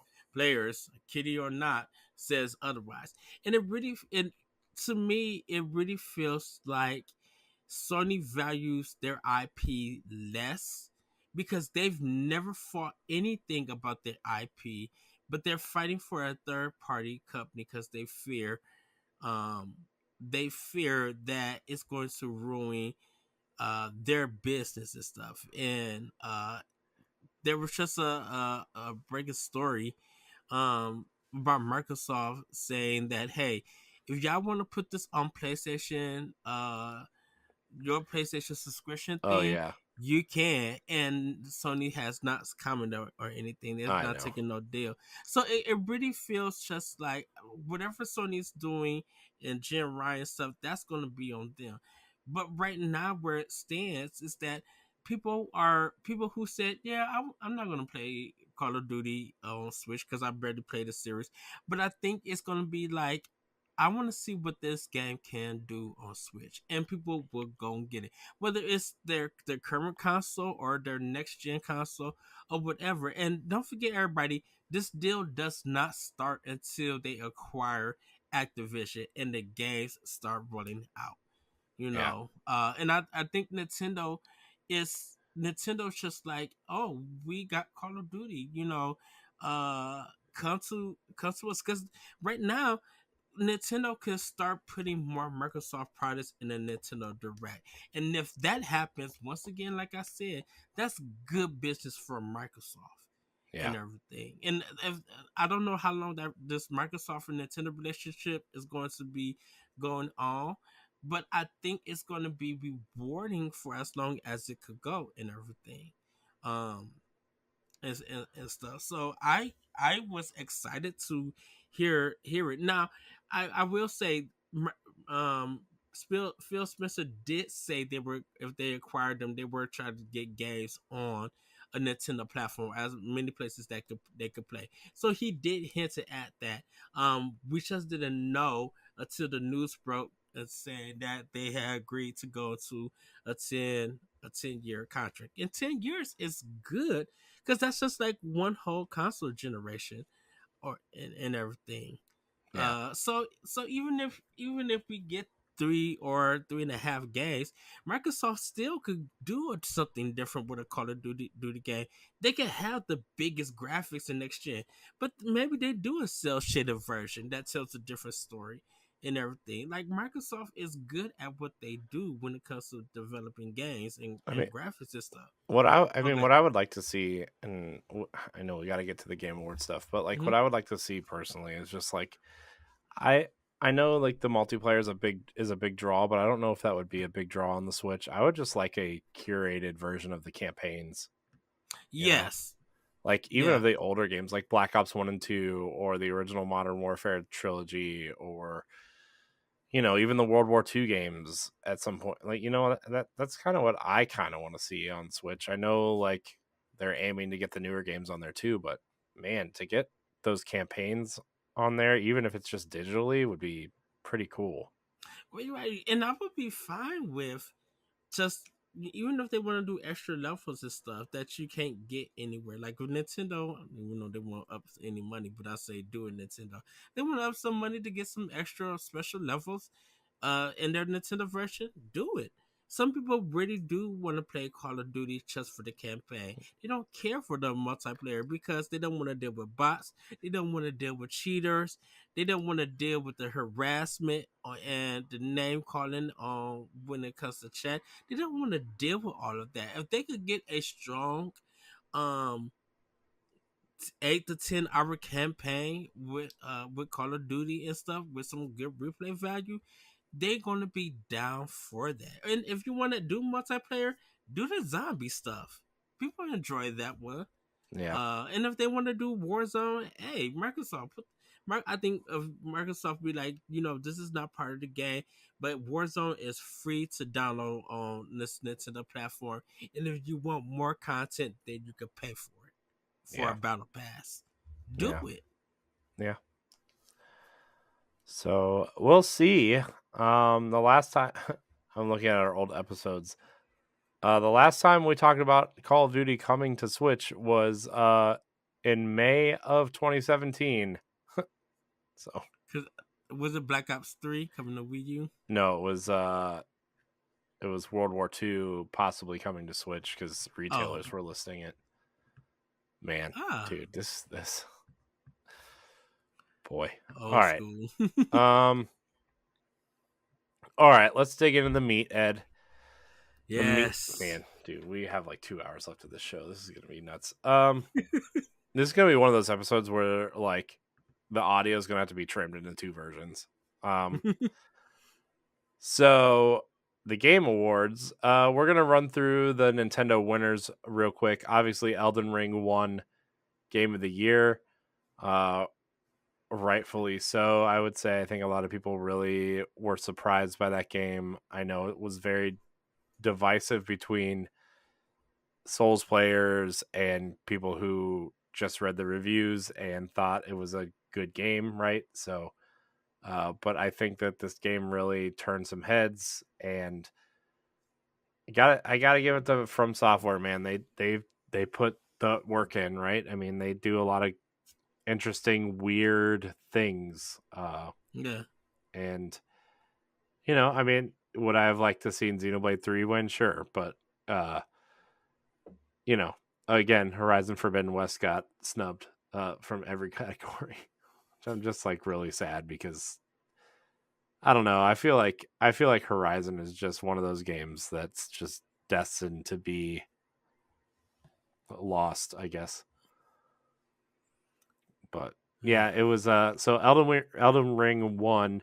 It was up against Plague Tale Requiem, God of War Ragnarok, Horizon Forbidden West, Stray, and Xenoblade Chronicles 3. So the fact that Xenoblade 3 got nominated, though, is a big deal. I think it's a big Very deal. big deal. Yes. So it's all right. I feel confident that Nintendo will probably have a winner next year. Oh, yeah. um, so, well, but okay. So Kirby and the Forgotten Lands won Best Family Game, Well deserved. which is literally just a category for Nintendo Switch games, apparently. uh, I'm just kidding. That category had a lot of interesting things in it. So, um, Splatoon 3 won Best Multiplayer Game. Okay, can we stop right here? This shook everybody. Me and Grayson was on chat talking. Yeah, And what else was even nominated? it was like Call of Duty. Um Hmm. I think Destiny was Destiny? I, It was some other games. Everybody was expecting Call of Duty to win. We did not expect Splatoon 3 to take multiplayer of the year. Like that's that shocked me. Me and Ed's coughing. Ed, sorry. don't die on me in this middle of this recording here. Ed's drinking his 12-gallon Sprite bottle. Yes. Sorry about that, everybody. Me and Grayson was literally on the chat to be like, wait, did just Splatoon 3 just win? And Grayson's just like, yeah. I'm like, we was like speechless for a good 5 minutes. And even me and Austin was talking. We're just like, wait a minute, how the heck did that just happen? You just like, I don't know. But everybody was shocked and everything. That's Splatoon 3 took best multiplayer game of the year. And I think it's well deserved because Splatoon 3 is fun Mm-hmm. when everybody working. It was a shock that it outbeat Call of Duty Modern Warfare 2. Yeah. Also, the one that surprised me, I think, was Bayonetta 3 winning Best Action Game. Which makes sense. Yeah, no, I mean that makes sense. It just that kind of surprised me. There was a lot of mixed feelings about Bayonetta 3, and the Hmm. fact that it won that was just surprising to me. With a rumored Bayonetta 4 may I come to know. Did you see fruition. those, by the way? I mean, maybe we'll talk about that later, but they're already planning Bayonetta 4, which is hilarious. Yeah, Which, Kamiya said it. I was just like, well, I mean, I don't know how Bayonetta 3 ends, but good on them. Keep it going, right? Just keep it going. Just shove yes. all the haters' hate away and just keep making Bayonetta games. Who cares? And make it on Nintendo platforms. Just I keep going. I feel like Nintendo secured that for an exclusive. Like I literally feel Yeah. like I mean, this series. Bayonetta is a Nintendo franchise now. I mean, I know they don't own the IP or anything, right? But like, it's theirs, right? I mean, yeah. I don't know. Hey, if Nintendo funding it and Platinum Games is cool with it, Yeah, do it. yeah. So, I most anticipated game, obviously Zelda Tears of the Kingdom. Not a shocker there. Right. Um, I don't even know what else was nominated. Nothing else was nominated. That was probably a unanimous decision, I think. And then the best sim strategy game was Mario plus Rabbids Sparks of Hope, which I'm not shocked that it won, but like a lot of the buzz around that game was way more quiet than it was around that first game, Mm-hmm. right? Yeah. And I think everybody was just so shocked at how great that first game was that when this came out and was like equally as good, everybody was like, "Yeah, okay, I get it. Yeah, good game." Once again, the first game, curiosity. Yeah, yeah. You know. That was a game. That second game, man, did not. I love the first game, and that second game did not do a lot for me. Maybe I just wasn't in the right headspace, but I'm gonna play more of it during our break, right? I mean, we have Yeah. what 2.5 weeks until we record again, so Yes. I mean officially, right? So, and then all the shows are taking off. Even Tower Casual is taking off those 2 weeks, right? It's just we're all we all need a break. uh, Yes. Come back 2023 recharged. So those are the Nintendo winners. Uh, Stray won best indie game, right? That's what won best Yeah. indie game. Were there any other winners that you wanted to talk about before we get into like all the announcements and stuff? Because there's a lot of great things that were announced. Um. Actually, no. I besides that little part at the end of the show, everybody has seen it, talked about it, whatever. Um, and the flute guy doing the Xenoblade Chronicles 3, he was into it. Like he's Yeah, the who MVP of cares, the man? show. Like that's cool. Like who cares? Yeah. I I just hope people weren't like making fun of him, right? I hope they were like Mm-mm. cheering him on. I think. Yeah, but a lot of people were cheering him up. Gran Turismo 7 winning. I was just like, Oh, for that's a best weird racing one. and sports game. Yeah. Yeah. Yeah. I mean, I understand like that was kind of a hard category to nominate, but I'm happy that Gran Turismo 7 won. I think, beside all the controversy that it had, it's a beautiful game, and people who own it, they do enjoy it and stuff. They hate some of the systems, but I'm just like, I'm happy that that game won. Hmm. Um, you Yeah. know, Yeah. uh, other than that, besides Elden Ring and uh, God of War winning, um, I was kind of surprised. Did Sifu? No, Sifu didn't win. Yeah. Uh, What won best fighting game? Multiverse. That one Hmm, was confusing. I was interesting. like, why would multiverse? Really? I'm like, why didn't you give this to like, King of Fighters 16, like, or 15? Because I'm like, that is a fighting game. Yeah. You gave like a free to play game that no one was talking about, and then you had to buy the characters. I'm like, nah. That one was just like, well, yeah, whatever Yeah. and stuff. Um, but let's see. Should we just get into the Um, announcements or oh, just the one last one. As Dust Falls, winner for Games for Impact. A lot of people was confused about for that one too, because they didn't know what the category was. For it. And I haven't played and that as Dust Falls, but there's been like mixed opinions about that game too. But yeah. yeah. Well, I mean that whole category was not the games that were nominated weren't the typical games that are usually nominated for that category. hmm And yeah, I don't know. I know there's two games that I did want to play on there. I did want to play I got a Memoir Blue on Xbox. I probably still said the word wrong. But I do want to play Hindsight too. That's one game I do want to play. Hmm. I remember seeing it at last year's E. Oh no, not last year. Seeing it at E3 this year Mhm. or last year or whatever. It was in the summer, and I was just like, I want to play this game Hmm.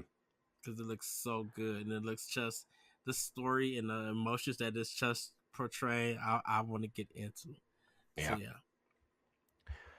Well, let's get into some of the trailers and the announcements. I'm looking at the Verge article. I know I linked the IGN article in our show notes, but Mm-hmm. I'm looking at the Verge article. It's a little bit cleaner, I think. Um, we saw more Final Fantasy 16.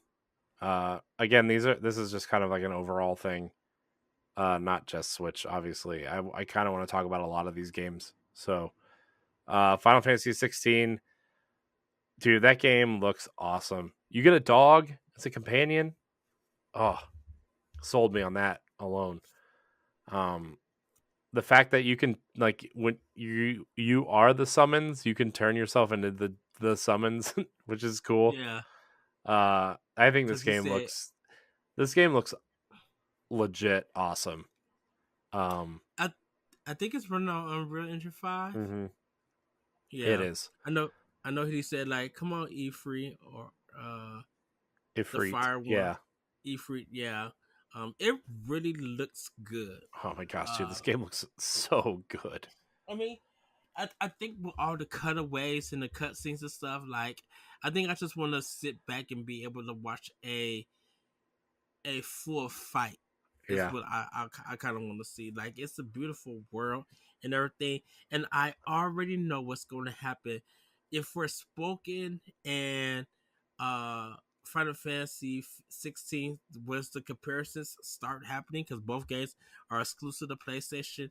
Hmm. It's going to be it's going to be interesting to see. Of course, Digital Foundry going to do a comparison, but I'm like, I want to see what Square Enix has done with the Luminous engine and what they did with Unreal 5 Well, and right now, those two games. Forspoken is the last game on the Luminous engine because they're moving all their games to Unreal.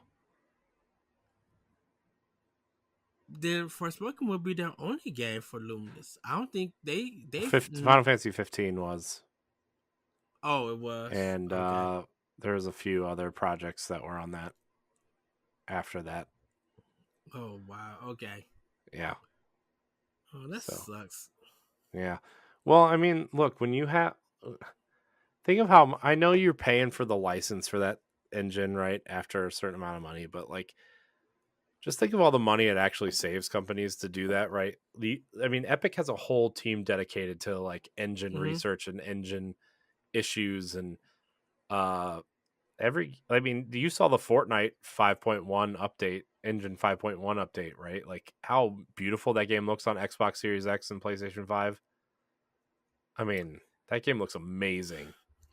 It looks Well, incredible.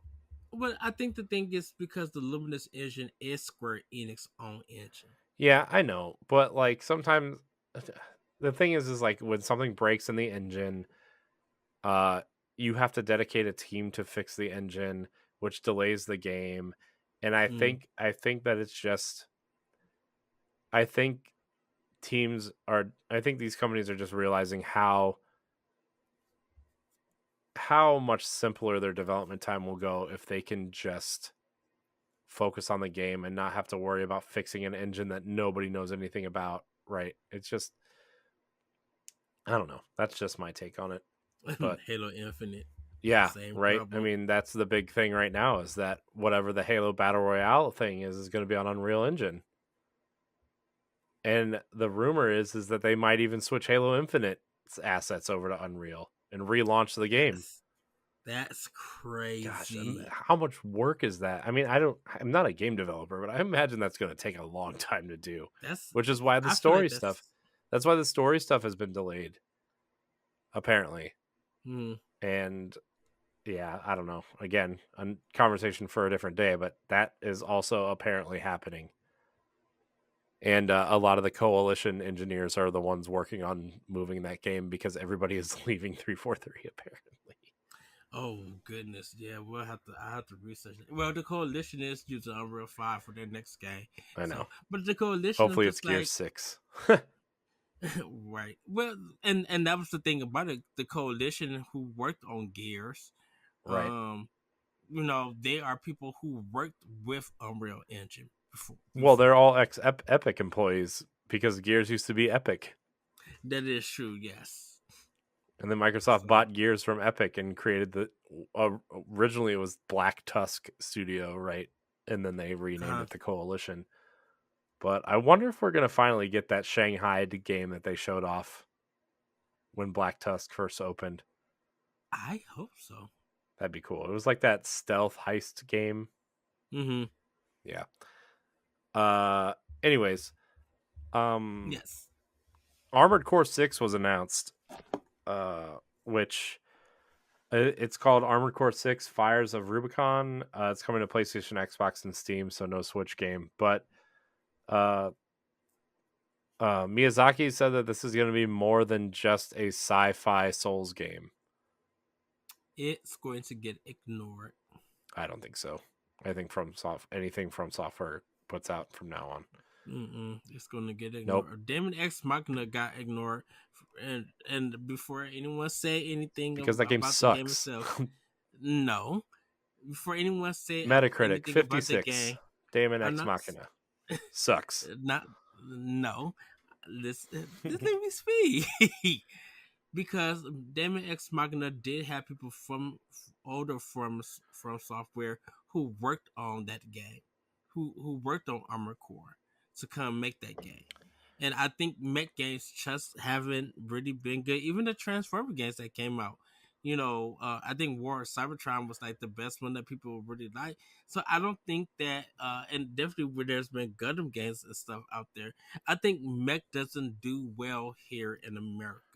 Now, I think it's I think I think Armored Core is going to do more well in Japan, but it's not going to do well here in America.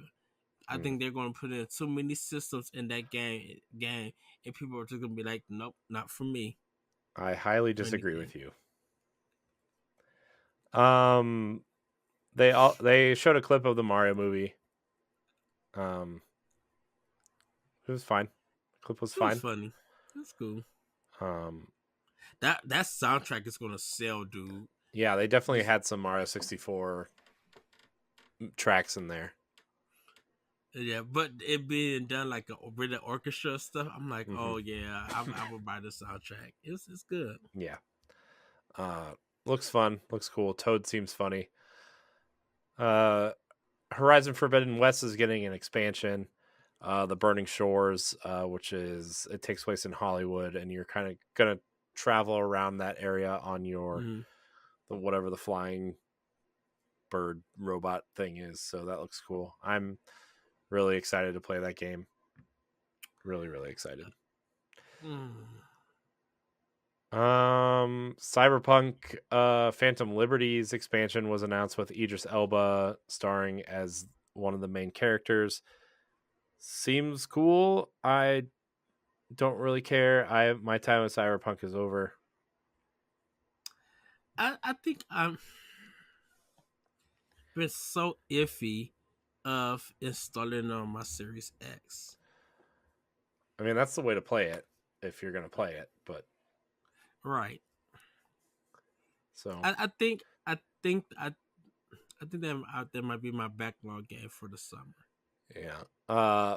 By the way, the expansion is next gen only, so no Xbox One or PlayStation 4 versions of Phantom Oh, Liberty. same Probably with a smart smart decision, I would right. say. Yeah, same with Horizon. It's only PlayStation 5 Yeah, exclusive. yeah. Well, that shocked me that expansion is PlayStation 5 only.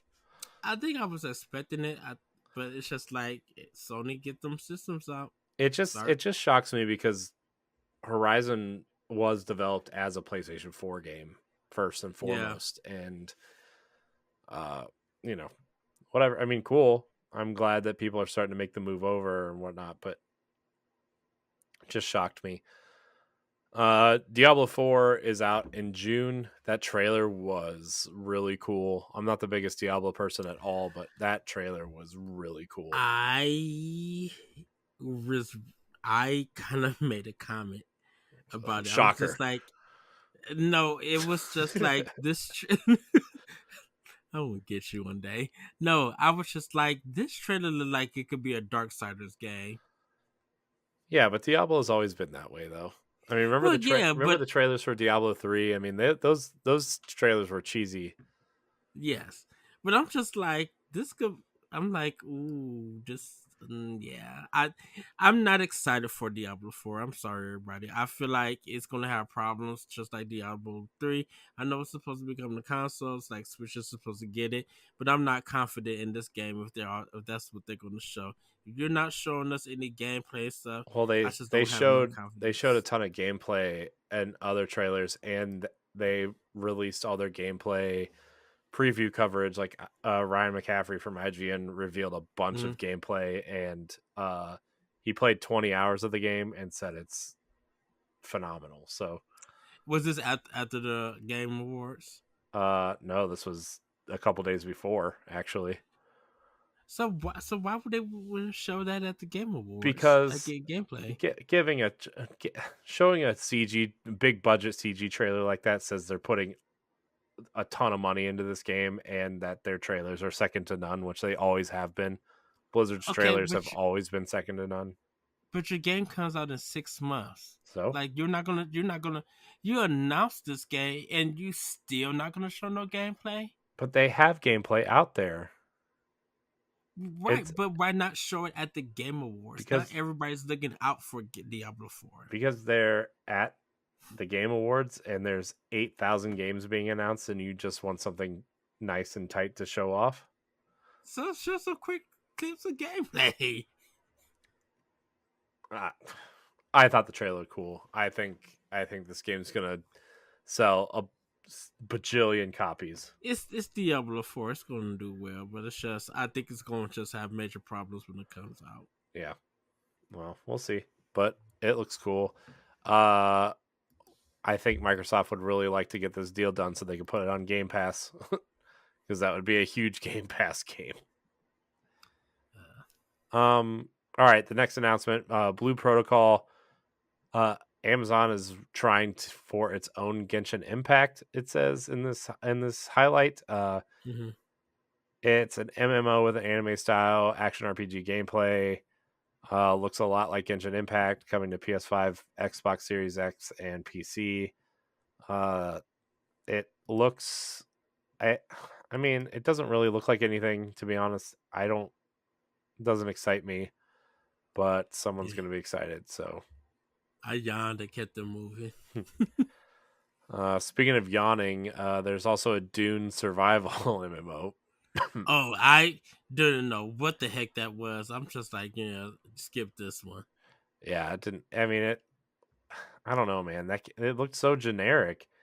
I mean, I know the movie did well, but man, this game is interesting. I'm sure people will like it. People like survival games, but whatever. It's going to be one of those games that sells like 30 million units and nobody talks about. Yeah. That's my opinion. Speaking of games that do look good, though, man, Jedi Survivor looks really good. Wasn't impressed by it. Ed, God, you're such a downer, man. I wasn't. I wasn't impressed. I wasn't impressed by it. I mean, it looks good. I definitely got the first one. I'm gonna play it. I'll definitely buy this one. I know it got a lot of people hype and everything, but I just wasn't wowed by it. I'm just like, okay, yay. It looks cool. I'm Uh, excited. that's cool. This game looks awesome. Maybe we'll get a cloud version. We ain't getting nothing. It's No, you're EA. right. I know. I forgot who was publishing the game. Never mind. Right. Who was even developing the game? Right. Well, they put Apex on. Respawn put Yeah, Apex on Switch. Respawn didn't do it. Respawn worked with a porting company to get it put on. Still there. Still works, sort of. True. I think the biggest surprise of the show, Kojima announced a sequel to Death Stranding. Working title DS2. That trailer was really cool. It was definitely giving me some Metal Gear Solid vibes, though. I was getting more Akira vibes to it. I don't know what that is, so it didn't give me any of those vibes. Akira is an anime from the 80s. Well, I mean, I knew that, but I you could show me a picture of it. I couldn't tell you that that's what that was. Yeah, it looks stunning, like visually impressive. For cutscenes, yes. I don't know. I just wasn't feeling it. Man, Ed, just because these games aren't coming to Switch doesn't mean you can't be excited No, for at least one of them. It's not. No, it's not that. It's not the fact that it's not coming to Switch. It just, I think because I didn't play all of Death Stranding, or I haven't even started Death Stranding. I should say I installed it and left it there. I just wasn't wowed by it. I will say I do like the fact that like how the shot that they got now with the girl holding the baby and it's the Mm-hmm. red. Mm-hmm. Like I understand that they're going for this like Japanese, like Kojima's going for this Japanese um movie style design from his native land. But I think it was just I think I kind of just feel like I seen this. It's a been there, done that kind of thing. I want to see what you guys are doing from Microsoft. Like Kojima, I want to see something different from you. And it just felt like I don't ever think I'm ever going to get anything different from Kojima. I'm not saying that the game was going to be bad or anything, but it was just like it was a trailer to me. Like nothing was wow or surprise to me. So, Yeah. Well, it looks good. Something that a lot of people were really excited for, also a big surprise, was a sequel to Hades. yeah, that took everybody surprised. I think that took like trailer of the show, really. Yeah, female protagonist. It says it still dabbles in Greek mythology, but at the beginning of witchcraft, so it seems like more Mm. magic based, more, kind of maybe ranged attacks also. Yeah, I was just like, and we won't get it to 2024 25 Yeah, but because this it's seems going to like one of be those games early that's probably gonna. access. This seems like a game that'll probably come to Switch at some point, right? Oh yeah, it will. It's going to hit. What's going to happen is it'll come to Epic Game Store for a year or so, and then it'll release exclusively for Switch, and then they'll put it on other consoles. Because that's the way that Hades. That's the only way that Hades got popular and got Game of the Year because it came to Switch. Mm-hmm. Um, it had been on PC, but it was already beta, like early access, and no one talked about that game Yeah. till they hit Switch. What, Hades? Yeah, No, people loved Hades for like a year and a half before. no. Ed, No, you don't know. They were. Okay? You always say people aren't talking about games that are definitely being talked about. Hades, because Hades was in early access Yes, on and it PC. sold like 10 million copies in early access. Not that But many, it was but only you know what I mean. but I was just but it kind of felt like no one talked about it because it was an early access game. But you see Hades didn't get popular. It really got talked about once it hit Switch and everything, and people were just like, what is this game?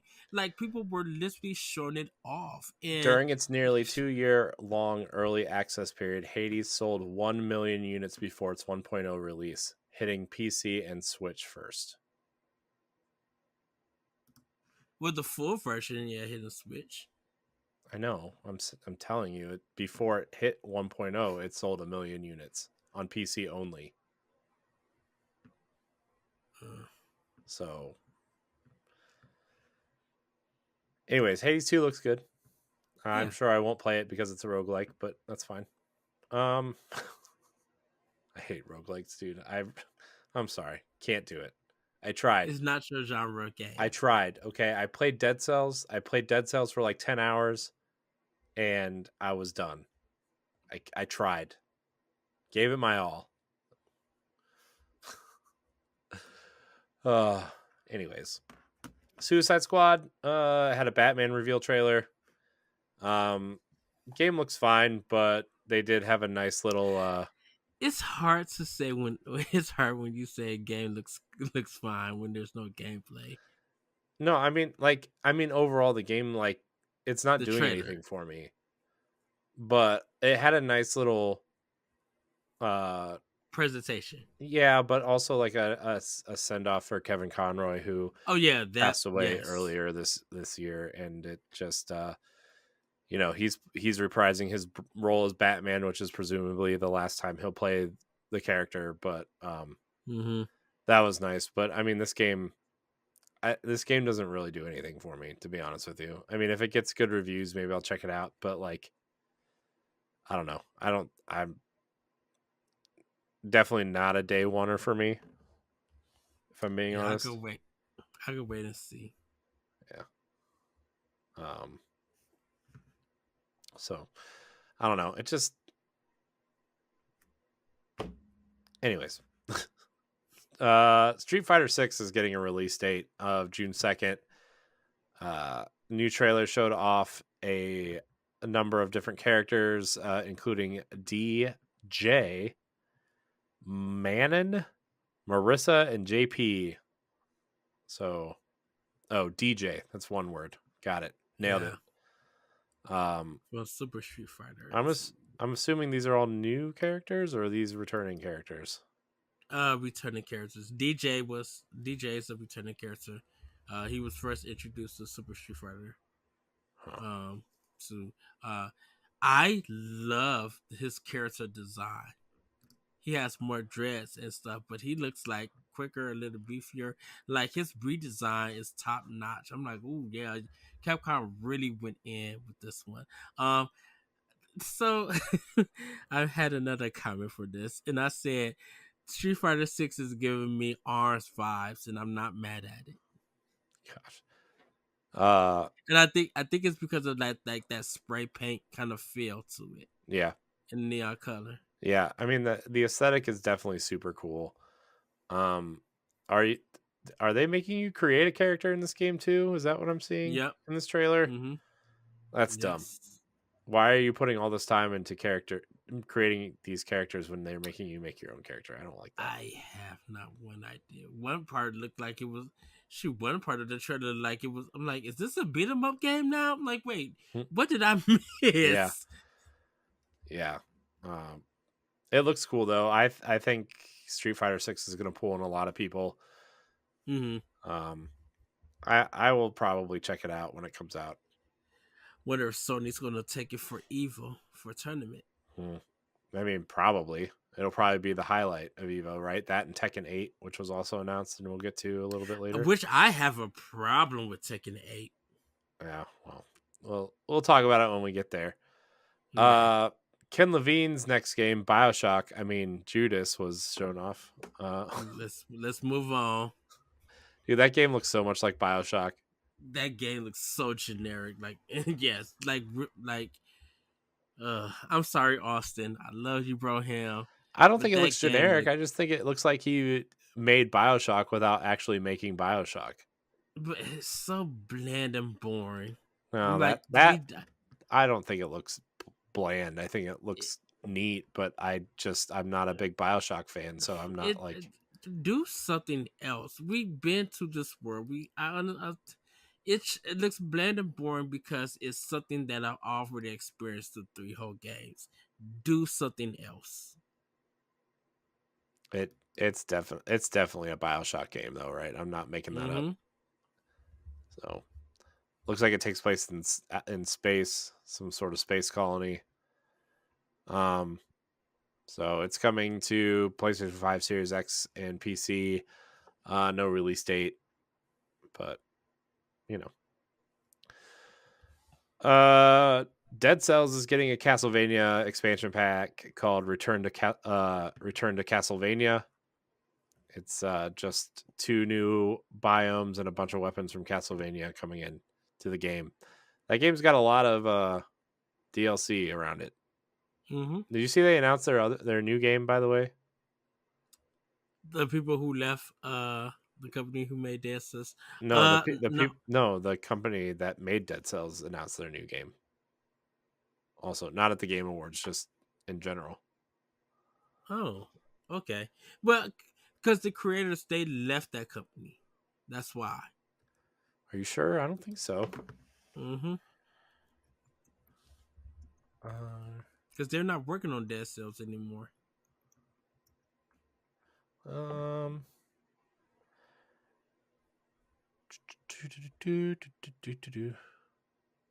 Because I think they left to form their mm, own company. no, the founders are still there. So, Motion Oh, Twin. I thought they left. Uh-uh. Hmm. Okay.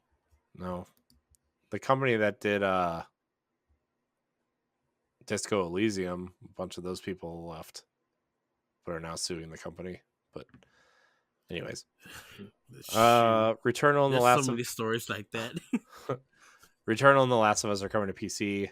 Okay. Yeah, Hellboy exactly. Hellboy's getting a new game. Looks like a beat uh, 'em up.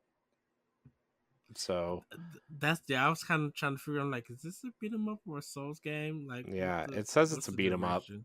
It is coming to Switch. One of the few games announced for Switch. So that's neat, I guess. I'm not really interested in Hellboy though. It's got a cell shaded art style. I guess looks neat, but To look like the comic. Yeah. yeah, it sure cool. Uh, the first trailer for Earthblade, the company that made Celeste, it used to be called Matt Makes Games, but I know they changed the name of their studio, but I don't know what it's Mm-hmm. called now. But they announced Earthblade, which is kind of like a 2D action platformer, right? That seems to be what it looks like. Yeah, So meets Metroidvania. It's a sprite space. yeah, Okay, it looks really good. I love the name Earthblade and the design. It really gives that 16-bit Super Nintendo, hmm Sega Genesis, nostalgia look to it. So I'm down for this. I'll give it a try. yeah. So that was all the announcements. That was there were a lot of announcements. Uh, Remnant 2. Oh yeah, Remnant 2. Why wasn't that in Ah, this thing? yes, that's yeah. Remnant 2. I'm so happy for. Tekken 8, as we Why weren't those mentioned. in the article? I don't know how. Yeah. That concerns me a little bit. Hold on, I'm running through this other article just to make sure we didn't miss anything else. Yeah, Remnant 2 looks cool. I know you and Jesse Yes. were really into that first one. Yeah. Really good. Um, and then I think they dropped. I think Remnant 2 because they dropped like the second title part to it, and Yeah, just called it Remnant 2. Like and people were just like they would have been cool if it was just called Remnant from the Ashes or just Remnant. yeah. So, Oh man, they um, missed a bunch of stuff. Yeah, Remnant 2, Tekken 8 was also announced. Why did you not like Tekken 8, Ed? So it's not that I didn't It's like it. I because somebody didn't did like get the thrown into a trailer. volcano. No, it's not that. It was the frame rate. Well, I'm like, everything shown on stream was at 1080p and 30 frames a second. So, it really looks slow from its original release. Because when they first announced Tekken 8 and it was on a volcano moving, mhm. it looked faster. And I'm Well, it's like, going to be faster. I mean, but it's that's what I was expecting because I was watching it on my Series X. Like I was watching it like kind of in 4K and stuff, and I'm just like, why does this look slower? It looked very weird to see the first trailer to the fighting in the game. mhm. It like it just felt weird. Like I said, didn't hate the trailer or anything. It was just that frame rate for the fights and stuff. Now that I'm seeing it like on my computer at some other sites and stuff, because I think they're doing actual gameplay, it has that 60 frames per second. It looks really fast and everything to it. Um, Yeah.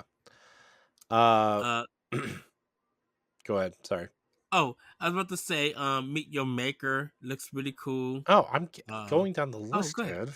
Oh, I thought you had I'm something else to say sorry. about Tekken 8. Oh, no, Tekken 8 looks good. I can't wait to play it on my Series X, or if I have a PlayStation, get it there and have LeBron just demolish me. Crash Team Rumble is a new 4v4 multiplayer game. And we're just gonna throw that one right into the can. Warhammer 40K Space Marine 2. That game looks cool. I actually really liked the first one on Xbox 360. I've never played it. Oh, So. it's like a single player like Gears game on steroids. It looks really Oh, cool. I don't know anything about Warhammer or Warhammer 40K, but game looks cool. I gotta tell you. okay. The game we didn't talk about, Ed. That I'm really disappointed in that Verge article. They didn't finish the article. Uh, Bayonetta Origins, Cereza and the Lost Demon. Yes. It's like this kind of chibi overhead action platformer. So that's neat. It's kind of like a adventure game. It's like when she was a kid Uh-huh. before she got her powers and stuff. Yeah. A new spin-off set in the franchise universe will arrive on Switch exclusively on March 17th. So that's cool. Crime Boss Rocket City announced, which is Oh, like that I weird. once I found out that Chuck Norris is in it, I said you could keep it, chuck it. Yeah. It looks like a weird Payday ripoff in fictional early 90s Florida. And did you see the I think. cast of this thing? Danny Glover, Vanilla Ice, Chuck Norris, Mm-hmm. uh, Kim Basinger. Like, it's just, what is going on? Michael Madsen. Yeah, I have to chuck it. uh, the reboot of The Lords of the Fallen was shown off.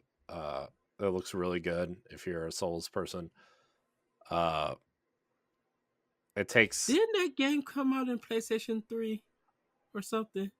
um, PlayStation Lords of the 4, the Fallen. first one. Okay, because it This sounded game familiar.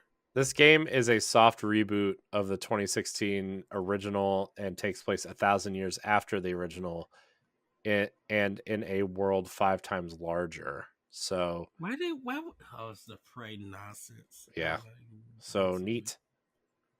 Uh,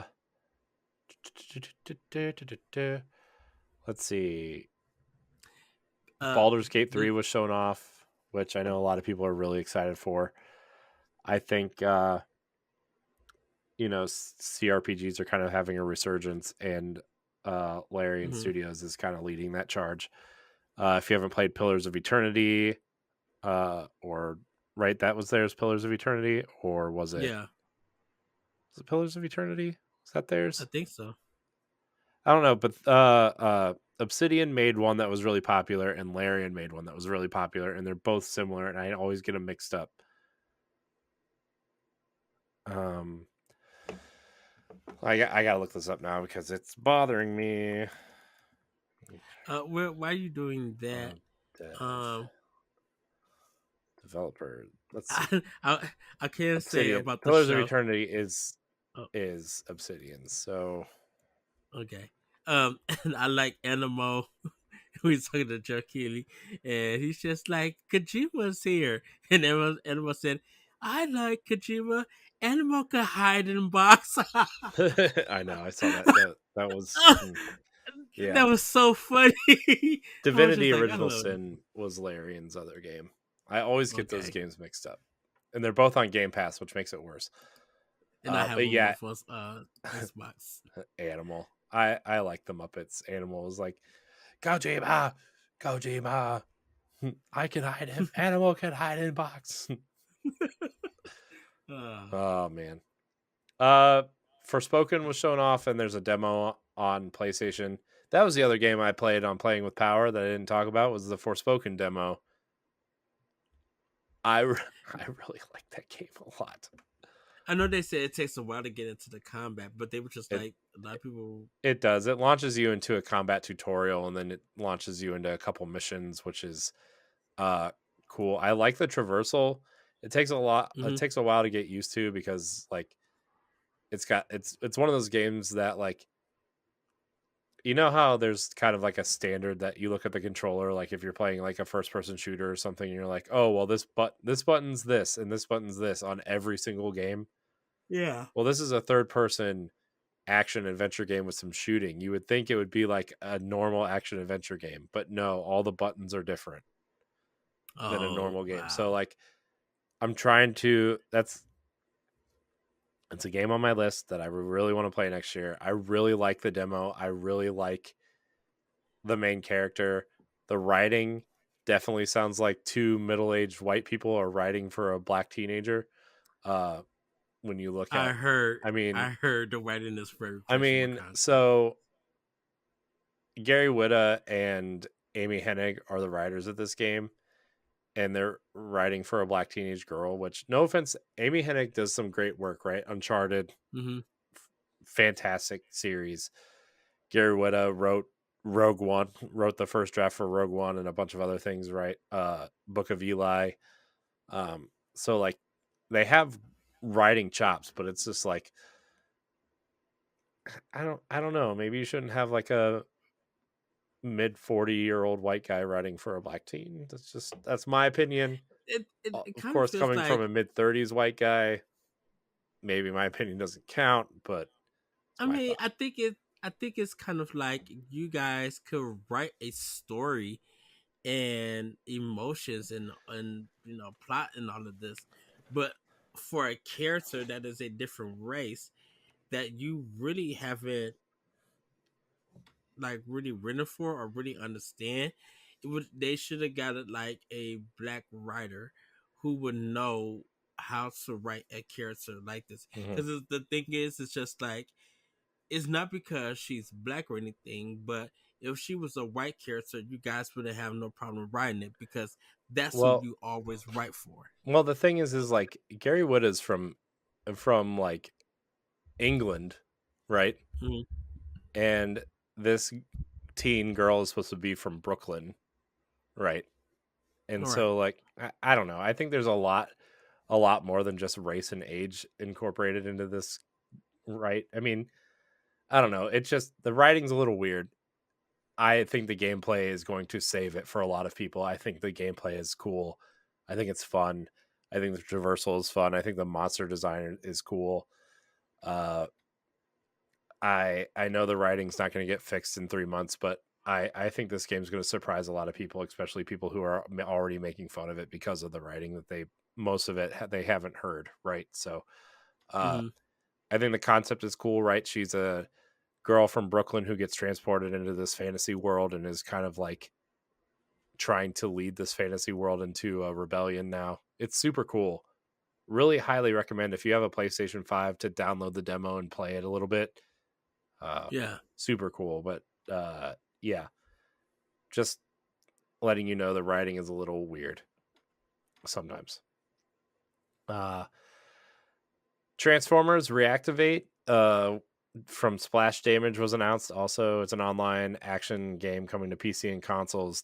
Did not say Switch, but judging by the look of that game, it's not coming to Switch. For those who don't know, Splash Damage did uh, Gears Tactics, which was an Xbox Series X launch game, and that cool multiplayer Brink. Remember that game? Oh yes, cool cover. Brink had a cool cover. Oh my gosh, the art direction of Brink was awesome. Yes. That game, like, I was sold on the cover art and the art style alone, and that game sucked. That game was so bad. The customization was super cool though. Like your Hmm. character customization, it probably has one of the coolest early Xbox 360 character customizations ever. Let's see. Banisher's Ghost of New Eden announced. This is Don't Non's new action RPG, which is super cool. Yes. Yes. I had a question about that. So Microsoft doesn't own Don't Not, right? Uh-uh. Hmm. No, I they thought they no they do Life did. is Strange. Don't Nod is one of the teams that does Life is Strange. They only did the first two ones. They No, don't. they They didn't do no the they second. did they They didn't did do like. They didn't do True Colors. no they Someone did else. they did the first game, and they did uh two Life is Strange 2 And deck and that 13 deck deck 13 yeah, Deck did 13 did Before the Storm and True True Colors. Colors. Right. So But then Don't Not ended up doing uh because they did uh the one that Microsoft published, the Tell Me Why. tell me why, because we did it for Talk the Wall. Yeah. And that's why I thought Microsoft bought Don't Not because they had uh left they left Square Enix or they didn't publish the third one with Square Enix. I don't know what happened with that one. No, But it was Square published uh True Colors, but True they did Colors. it with they did it with Yeah, Deck well, I 13. think they were alternating, and then I know that uh um Don't Nod did that Vampire game. Remember Vampire that came out a few years ago? Yeah.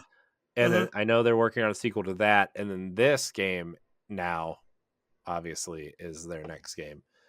Because I Uh think Focus Entertainment is uh-huh. publishing it. Yeah. Okay, so I think it was because of Tell Me Why I had thought that Microsoft bought them because I didn't know Microsoft had that game exclusively done for them Mhm. because me and the my friend was just like, oh, they got Don't Not doing this like narrative game. They must own them because I think it was around the time that they bought Ninja Theory. So Um I think they was buying some people up. It may be yeah. before or after Ninja Theory. Yeah. So that's why. Yeah. Yeah, they published that like right before the Xbox Series X came out, I think. Yeah, So yeah, this game stars a pair of ghost hunters that takes place in 1695 in the haunted wilds of North America, and follows two who are romantically involved as they work to stop the threat of lingering ghost inspectors to protect the living. That sounds like a cool concept for a game. well, they don't. I forgot that they also did Remember Me, that Capcom Hmm. published. Yeah. So Which and was I originally have a Sony project, and then Sony dropped them because they thought it was a bad product, and then it turned out to be okay. okay, because I didn't know that Don't Not did it, and I was just like, when I looked at Banish, I'm like, is this their first action game? And then when I was listening to a podcast, they said Remember Me was done by Don't Not. I'm like, oh, that is. I'm like, oh wow, so this is their second one. So Yeah. There was a new first person magic shooter called Immortals of Avium. It's an EA original from people who worked on Dead Space, Halo, and Bioshock. That trailer didn't really do a lot for me, but it's there if you're interested. There is a new platformer from Private Division and Piccolo Studio called After Us. The game is set on a post-human Earth where players become Gaia, the spirit of life. Throughout the game, Mhm. players will need to salvage souls of extinct animals and revive them after learning their fate.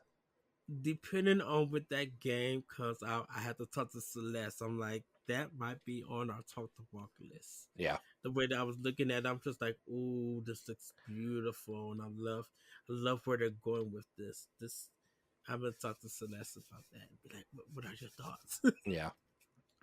Replace got a new trailer. That retro futuristic platformer. Um, Yeah, that one really looked good. it looks, Thought it would be out soon. yeah, it's strange. I don't know. I'm not that into it. I don't think I'm that into it, to be honest with you. I know it was at E3 when it got announced. So Hmm, that's why I was just like, yeah. I mean the art style looks cool. There's just so many like I don't know. There's so many games that look like this now that it's just kind of like I don't know. Vampire Survivors is on mobile now. Hmm. Colossal Cave. What was that shown off? They revealed it as a trailer. Um, I'm trying to watch the trailer, but IGN has all these freaking ads that play in front of things now. hmm. Um, cool, crappy Star Wars toys. Thanks. So Colossal Cave is looks like some sort of I don't know. I can't tell from this trailer what it is. It's coming to Switch though, so neat. Wild Hearts, that Monster Hunter type game from EA and Tecmo Koei got Dude, a trailer. I forgot all about that game until I seen it. I'm like, ooh, what is? That game Oh, looks that's cool though. yeah, it does. I'm really interested to see what an EA and Tecmo Koei and Omega Force game looks like. Uh, That's such a prayer, that's such an odd pairing, you know? prayer. That's all I'm gonna say. I I'm think just, this game looks really cool. The but enemy you know like already. the monster design looks crazy. Yeah, it's definitely be like, okay, LeBron, you buy this and you give me your No, thoughts. LeBron's a Monster Hunter purist. He's never gonna play that game. Oh, he said he'll play this. um, we talked about this at the top of the show, but Fire Emblem Engage's DLC was shown. The first wave, at least, the first wave revolves around three houses, which is definitely going to be make people buy the expansion pass because you can Mhm. only buy the waves in the expansion pass. So that's neat. Destiny 2 got a new Lightfall gameplay trailer, which looks awesome. Kind of already talked about that, and that's it. That's it. Um, Wayfinder is a game that they show. Uh, it was a trailer. I have to rewatch it, but that was something. Sky is coming to Nintendo Switch. Uh, let's see. Um, Yeah. Uh, so I mean, yeah, there's a lot announced, a lot of cool stuff next year. I think that we are very full of games. Uh, yes. I was actually shocked that like Nintendo and Microsoft, neither of them showed anything, and Xbox. Like Nintendo and Xbox were just no shows in terms of first party stuff. I think Nintendo. Once again, just like you said, Corey. I think a Nintendo Direct is coming. Yeah, I do too. That's what I I kind mean, of feel. that's my like. Okay, there's a direct coming. I don't know if it's coming in January. Hmm. I think there's one coming within the next, I would say, 6 weeks because I think they're gonna. What I think they're gonna do is a deep dive on Fire Emblem Engage at the beginning of January. Is my thought, Yeah. and then in February you're gonna get a massive direct. Yeah. Shoot. Literally going to the Game Awards and seeing other announcements. January, February, March is packed. Mhm. May is getting packed. June and July. Like the next, besides April may have some stuff.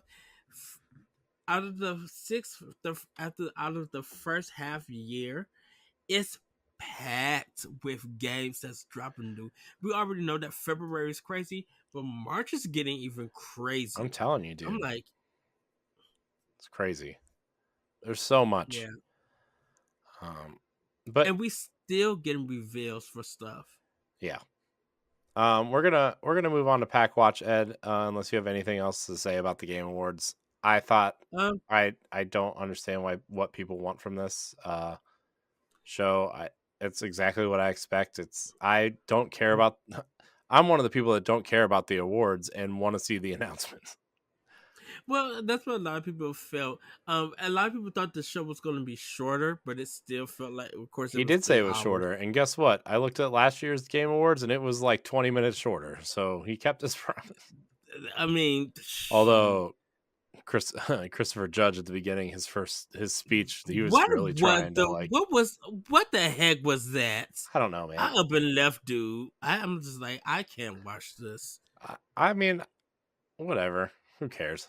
Uh, I the Game Awards are that just was a big joke embarrassing. anyway. 60% of the awards were announced off screen during some sort of commercial. So True, yes. So I mean, it it was better this year. I will say I definitely enjoyed the trailers. Regardless if I liked some of them or not, there was a diverse um variety of games in there. They did show indie. They did show some big third party like reveals and stuff. So I am happy for that. I'm okay with Microsoft and Nintendo not showing anything because I think it's one of those things that we have our stuff planned on how we're gonna present our stuff and everything. So I'm kind mhm. of happy with that. I think it was more focused on let's get more third party and more indies. That's what I kind of want for the Game Awards. It's just like I'm fine now with you supporting more third party and more indie games. And if you do get something from the first party, that's fine. Uh, but you don't want it to be a lot of that stuff from the first party because that's meaning that the first party is very desperate to get some stuff out Yeah, instead of making it as a surprise and stuff. yeah, You want everybody to say, "Wait, what? Hold on, what?" Like Joker coming to Smash, Ultimate Alliance 3. Like the stuff that Nintendo was revealing, you was like, wait a minute, how in the heck? And it was the talk of the show. You want those kind of reveals for it. It yeah, don't have to be from Nintendo. It needs to be from like everybody else. Because literally, Hades 2 was that. Wait, what? That's cool. yeah, yeah. And I mean, I think there's a lot of teams at Nintendo that are working on things that we don't know about, right? Like Mm-hmm. it's, I mean, after May, we don't know, right? So just tell us what's going on. But we're gonna move on to Pack Watch here. Three kind of pretty big games coming out this week. Crisis Core Final Fantasy VII Reunion from Square Enix. Crisis Core Final Fantasy VII Reunion follows the story of Zack Fair, a young warrior admired by the boy destined to save the world, trusted by men renowned as heroes of legend, and loved by the girl who holds the fate of the planet in her hands. The tale of Zack's dreams and honor, the legacy that connects him to Cloud, is revealed in full in this grand saga that has broken the limits of an HD remaster. Uh, on 12/15, we're getting River City Girls 2 from Way Forward and Arc System Works. The River City Girls are back. Misako, Kyoko, Kunio, and Riki, joined by newcomers Marion and Provi, uh, hit the streets for an all-new beat-em-up action adventure. Team up for local or online co-op and explore a massive world packed with new abilities, enemies, locations, and more. And lastly, on 12/16, Resident Evil 7 Biohazard Cloud Edition from Capcom is coming. The cloud version of Resident Evil 7 Biohazard offers the complete package of content for this acclaimed survival horror masterpiece, including all DLC and bonus content previously released. Experience the game that redefined a genre and revolutionized the Resident Evil series. Ed, I know you're excited for River City Girls 2. Mm-hmm. Yes, that and Final Fantasy Mm-hmm. Collection. I cannot wait to get River City Girls 2, because River City Girls, it takes a while to get into, but when you're grinding Mm-hmm. and you're fighting and stuff, it gets really fun. The stronger you get, makes the fights easier. So I'm excited to play this one. Plus the music is, I feel like the music is going to be dope in this one too, and I'm excited. Yeah. Yeah, that game is really good. I want to really get into Final Fantasy Crisis Core, because I've never got to play it on PSP, Yeah. and if I had the money at that time to get a PSP, that would be my first game that I would get, Mm-hmm. the original one. Yeah. I never got it because I never played Final Fantasy 7 and I never really cared about those characters, but now that I'm like I'm trying to get back into those things, like this is Mm, definitely a game that I'm definitely going to be picking it up. I'm going to be getting it on Switch too, by the way. I thought about getting it on PlayStation since that's where Final Fantasy 7 Remake and all the other versions of Final Fantasy 7 are, but I I think that these games coming to other platforms besides PlayStation, I think those versions need supported yeah, uh, to show that we want them on other platforms. I mean, I know we're never going to get Final Fantasy VII Remake, but I would like to see Remake on Xbox at some point, you know? So, we was hoping that Final Fantasy 7 was coming to PlayStation, that it wasn't canceled. right. So, so that's our pack watch. Getting into Game Fact Advance, Ed, before we get into our massive question block. 2.5 hours into the show. Game Fact Advance this week in Nintendo history. Not really Nintendo history, Ed, but influential nonetheless. One of the most influential FPS of all time was released on December 10th, 1993. Developer id Software and its leaders John Romero, John Carmack, and Adrian Carmack brought Doom to the personal computer and revolutionized the way gamers thought about action games. Doom later made its way over to the Super Nintendo in that bright red cartridge. Remember that, Ed? Mm, And then yes. the Nintendo 64 got its own sequel entitled Doom 64. Um, Doom was followed up by multiple sequels, including Doom 2016 and Doom Eternal, which you can now play on Nintendo Switch, among other platforms. Good ports of those games. Yes. If you're looking for a portable version of Doom, those are good ports. Highly recommended. I kind of wanted to joke when you said most influential FPS in 1993, and once you mentioned John Romero, and I was about to say Daikatana. I heard Daikatana is literal trash. No. We don't talk about games you've only heard of, Ed. Well, Daikatana was the one that John Romero I know. I'm just said kidding. it was going to make you his B, and it came out on the N64. So All right, Ed. We have a ton of questions to get through, so we might as well just get through them. let's jump into it. Are you gonna intro question block? Yes, it's time for question block. Yes. Yeah. Do you want me to read the questions or do you want to read them? Um, let's take turns. It's been a while. Great. Our friend Todd Oxtra from Secret Friends Unite listened to their awesome podcasts. Yes. If you follow me on Twitter, you've probably seen me retweet them a lot. Good people over there. Will Breath of the Wild 2 be Switch's swan song? No. No. Sorry to inform you, Todd, but Nintendo Switch has a long life ahead of it, so sorry, buddy. Yeah, especially with that we don't have Metro Prime 4 yet. Mm-hmm. And Yeah. Switch Pro rumors floating around. Yeah. Yeah. As much as I think Tears, as much as I would love for Nintendo to make a more powerful console, I don't. I mean, the Switch is not going anywhere, right? They're not. yeah, They they're just not. yeah. I think if Tears of the Kingdom was gonna be a swan song, um, they will also put that on their next console at the same time. Hmm. So if that was going to happen, they would connect those two games. Hmm. I mean, connect that game to two systems. So Hmm. that's why I don't think it'll be their swan song. Yep. So Shane Kelly via Discord asks, which future game will launch besides Nintendo's next console? When do you think that will occur? So basically, a time frame and a title.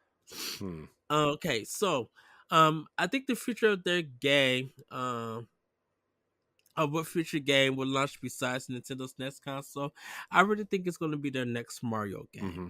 I was gonna say the same Um, thing. I think it's gonna be whatever they're planning their next major mainline Mario game is going to launch next to it.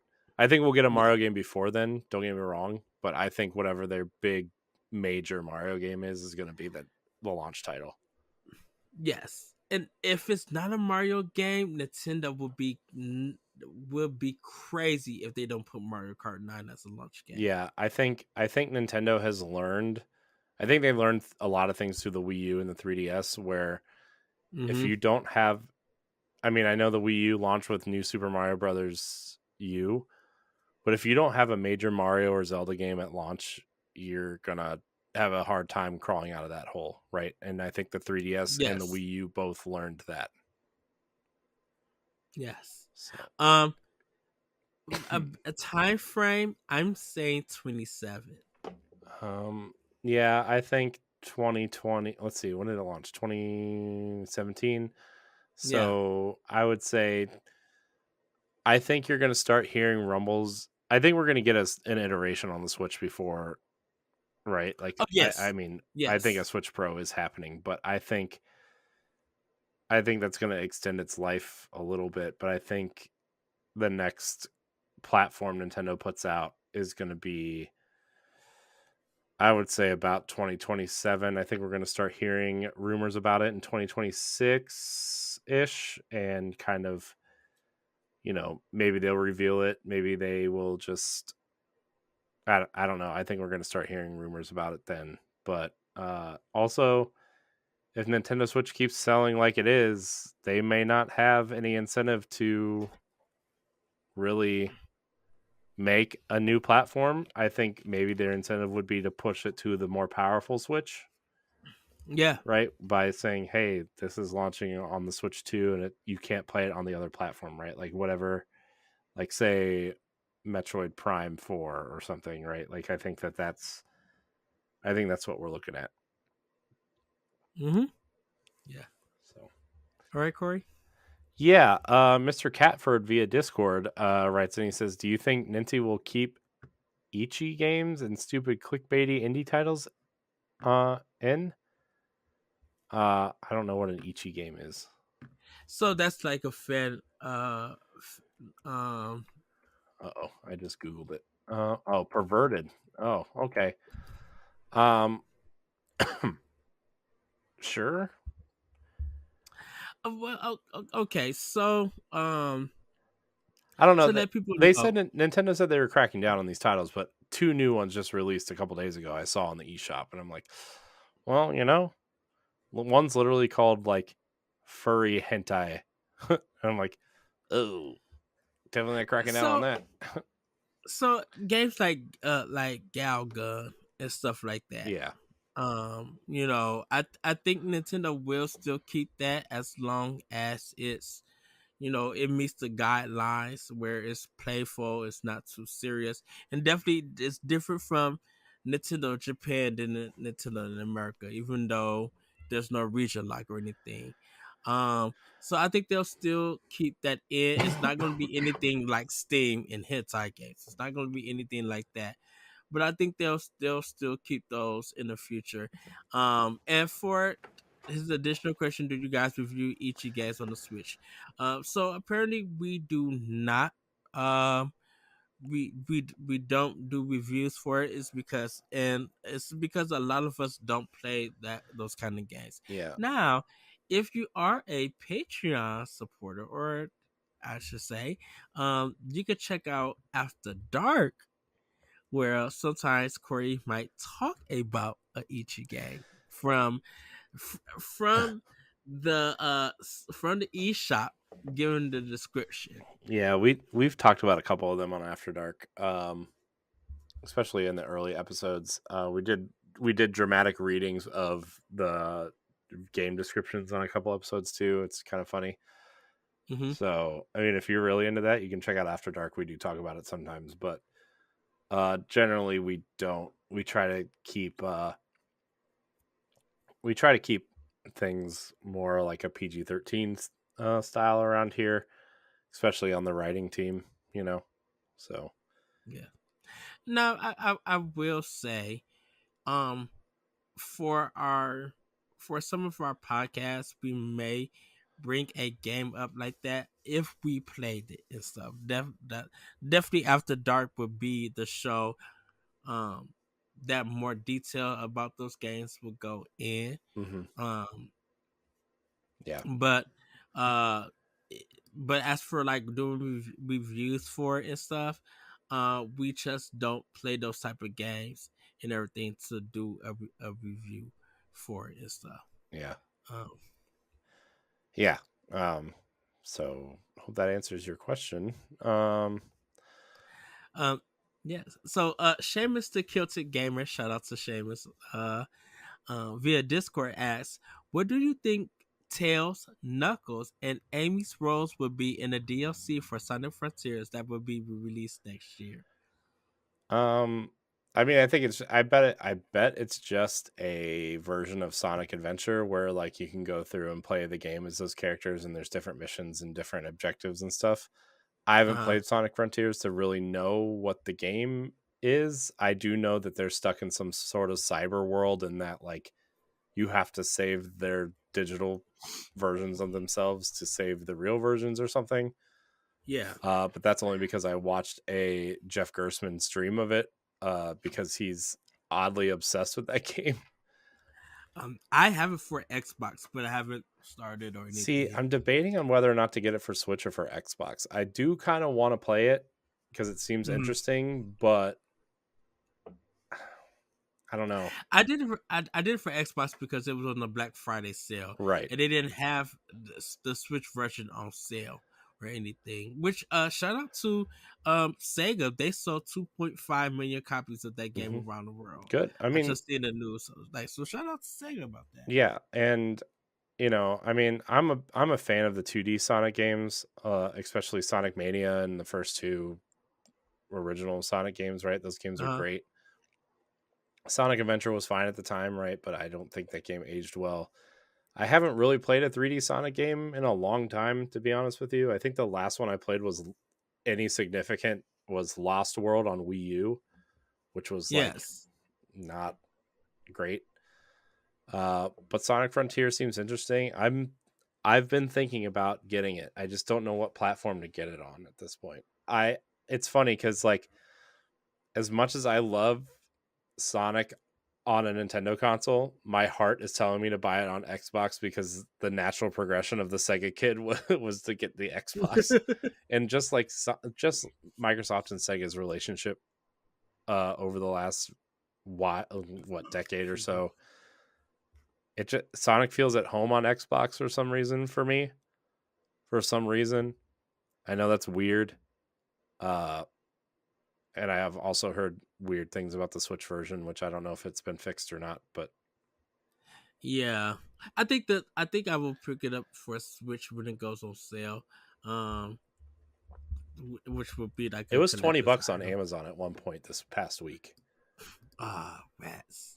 I'm looking it up because Um, well, I, I think Tails and Knuckles, and Amy. I think it would be cool if they do something like Sonic Heroes, or gross something Sonic like that. Heroes. No, no, no, no, no, no. I just said that I think it would be cool, but I agree with you. I think they'll both have each. they're all three have their own missions that you would tackle and stuff.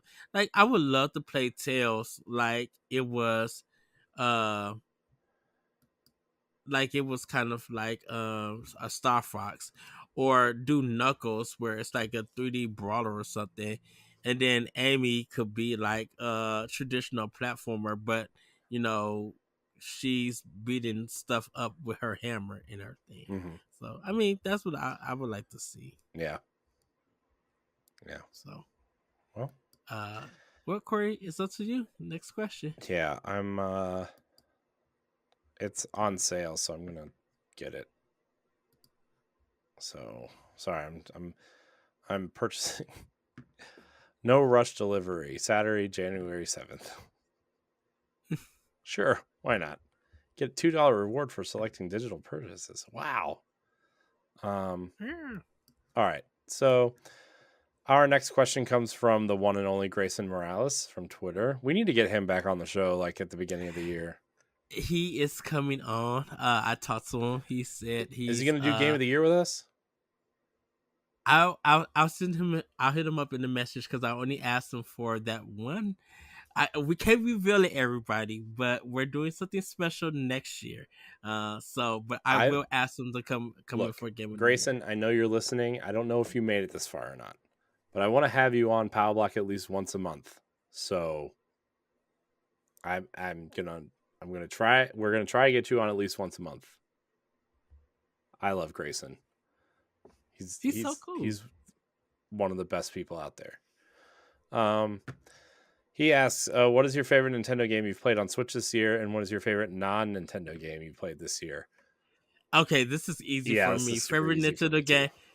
Favorite Nintendo game: Xenoblade Chronicles 3. Non-Nintendo game: Death's Door. Sorry, Oh man, I Death's forgot I Door played is Death's just Door this year. It didn't come out this year Death's. though. I know that, but man, Death's Door is Oh, I top forgot Death's tier. Door Like came out this year, or I it's played it a this year. it's a it's a top. He didn't say. He just I said non know, Nintendo that you but played. I limited it to what came out this year for Oh, my own. it literally is a top tier game for me. Corey, I'll Mhm. let you speak on. Yeah, man, Death's Door, so good. We got to do that spoiler alert on that game soon. Yes, We got to get at least one more person in on that though, and I want to do it before I forget the game. So, yes. my favorite Nintendo game I played this year, Fire Emblem Warriors 3 Hopes, by far I think this year. I haven't played Bayonetta 3 yet though, so that could change. I have a lot to play in the next 3 weeks before game of the year. Exactly. But my favorite non-Nintendo game that I played on Switch this year is definitely Nier. I think Nier Automata is just a gem of a game, and I wish I would have played it sooner. Such a good game. I know it's so Just good. so It's so good. good. Please play Nier, everybody. Yes. Stephanie Klimov via Discord asks if Hideo Kojima made a game specifically for Nintendo with a Nintendo IP, what would that look like? Star Fox. Okay. Give me a Star Fox, a Kojima Star Fox game. Why? Because I think you can be the weirdest with Star Fox. You can give us cool robot ships. You can do weird Kojima-y things, I think. I don't know. Star Fox, though. Give me Star Fox. I see. This Earthbound. is. Oh goodness, no! Do not touch Earthbound. See, Nobody should touch Earthbound. I think Kojima could do Eternal Darkness, or he could do Metroid. But I think he will go for Eternal Darkness because Mhm. even though he didn't get to make that game with Gail Del to the I cannot say his name right. Sorry, everybody. Guillermo del That Toro. Silent Hill. Yeah, that's him. That could do that Silent Hill game. Uh-huh. I think he can make that. I could think he can make Eternal Darkness creepy with some good voice acting and good cutscenes. I think he literally could take that and really do a part two because we've seen what he has done with Metal Gear Solid Twin Snakes. So why not take Eternal Darkness, a franchise that's been dormant for a long time? Why not bring that out of retirement and make that game creepy as ever? Mhm. and make it weird and yet make it your own movie style game. Like, because Eternal Darkness could be a narrative driven game that's almost like Death Stranding. He really could do that and just make it literally creepy. Or he could take Eternal Darkness and also do something like Snatcher with it. Mm-hmm. And I would be the Hotel Dust 212 as Snatcher game. Ooh.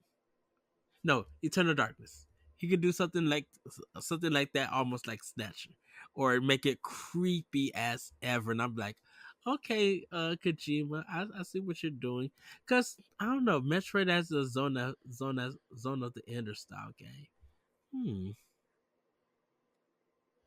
Now Eternal Darkness. All You know right. what? I could see him also do Luigi's Mansion, Oh, just to see what nonsense that he will put into that game. every door you walk into is just a different weird world. Oh no. Yeah. All right. Our next question comes from Josh Martinez via Discord. He wants us to name the best game on each console. So I'm gonna run these through. Also listen to Ranking Nintendo because we kind of discussed some of this stuff. If you haven't done that already. The NES, Ed, what's the best game on NES? Best game on NES, Mega Man 2. Mario 3 for me. Game Boy. Tetris. Come on. No. No, it's Tetris. I'm sorry. No, it's Tetris. Stop it. Thank you, because Super Mario Land 2, not as good as coins Tetris. is great too. Nothing is as good as Tetris. Dude. Okay. Tetris. Nothing is as good as Tetris.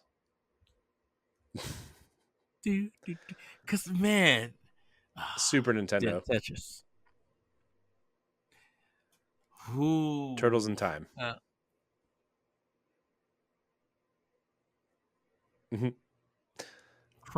I gotta go with Chrono Trigger. I'm only going based on games that I've played. So I wanted to say Secret of Mana, but Chrono Trigger is big. That changed. Nintendo 64, Ed. This one's a tough one for me, I think. This one's really tough. Mario 64. I'm sorry. I know. I want to lean Mario 64, but I also want to lean Majora's Mask. I don't know which one to go towards. You know what? I'm sorry. Ocarina of Time. I mean, I think it's got to be Zelda, right? I mean, yeah. To me, it's Ocarina of Time. I really love Majora's Mask, but I think Ocarina of Time is probably the better game. I'm gonna say Ocarina of Time, even though I like Majora's Mask better. GameCube. Oh goodness! Oh, GameCube has too many gems. So for me, I'm sorry, Nintendo, but I have to go with Tales of Symphonia. I mean, it's Twilight Princess for me. It's the best GameCube game. All right, we're gonna jump around here. Actually, Game Boy Color, The Legend of Zelda: Link to the Past. I mean, Link's Awakening. Link's Awakening. Yeah, I like the color version. Yeah. Than the original. Yeah, I would probably agree with you. I didn't play a lot of Game Boy Color only games though. The Mario Golf game though. Game Boy Advance. Best GBA game. Let's see. I'm gonna go with what? I don't. Man, I only played like a few GBA games. I mean, you know what? I'm gonna go with Astro Boy. Oh, seems like a hot take. Is that a hot take? Astro Boy was done by Treasure, so that's why I'm gonna go with. Of course, it's your favorite game. There's so many good games on. I'm gonna have to go with. Man, I hate that I have to do this, but I didn't play a lot. Oh, well, you know what? Actually, I think Minish Cap is probably. You know what? I'm with you, Corey. Minish Cap. Mhm. Minish Cap for GBA. Yeah. Yes. Nintendo DS. Oh, Mario Kart DS is the best. Is the right answer. sorry, Hotel Dust. Room 212. Mm. No, Elite Beat Agents. Mm. Mm. Elite Beat. Let's go with the Wii. I'm gonna have a very, I wouldn't say controversial answer, but a very interesting answer. Super Mario Galaxy for me. I'm gonna go with The Last Story for me.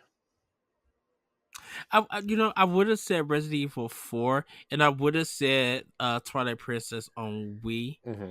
Uh, but I think Wii U, even though this is not my answer for Wii U, I think Twilight Princess HD on Wii U is the definitive version for me. It is. So I like, Yeah. but that's not my answer for Wii U. Mm-hmm. Yeah. I mean, I'm trying to stay away from games that released on other platforms first. Mm-hmm. Not that that's some kind of weird rule or anything, but I already picked Twilight Princess for GameCube, and it's better than the Wii version anyway. But also, you're talking to a person who just did not play a lot of Wii games because I did not like the Wii all that much. But the last story was part of the Operation Rainfall list of games that people wanted ported from Japan. It was that. It was Xenoblade Chronicles and Pandora's Tower. Yeah. And Last Story is probably one of the best Final Fantasy games you've never played. It's so good.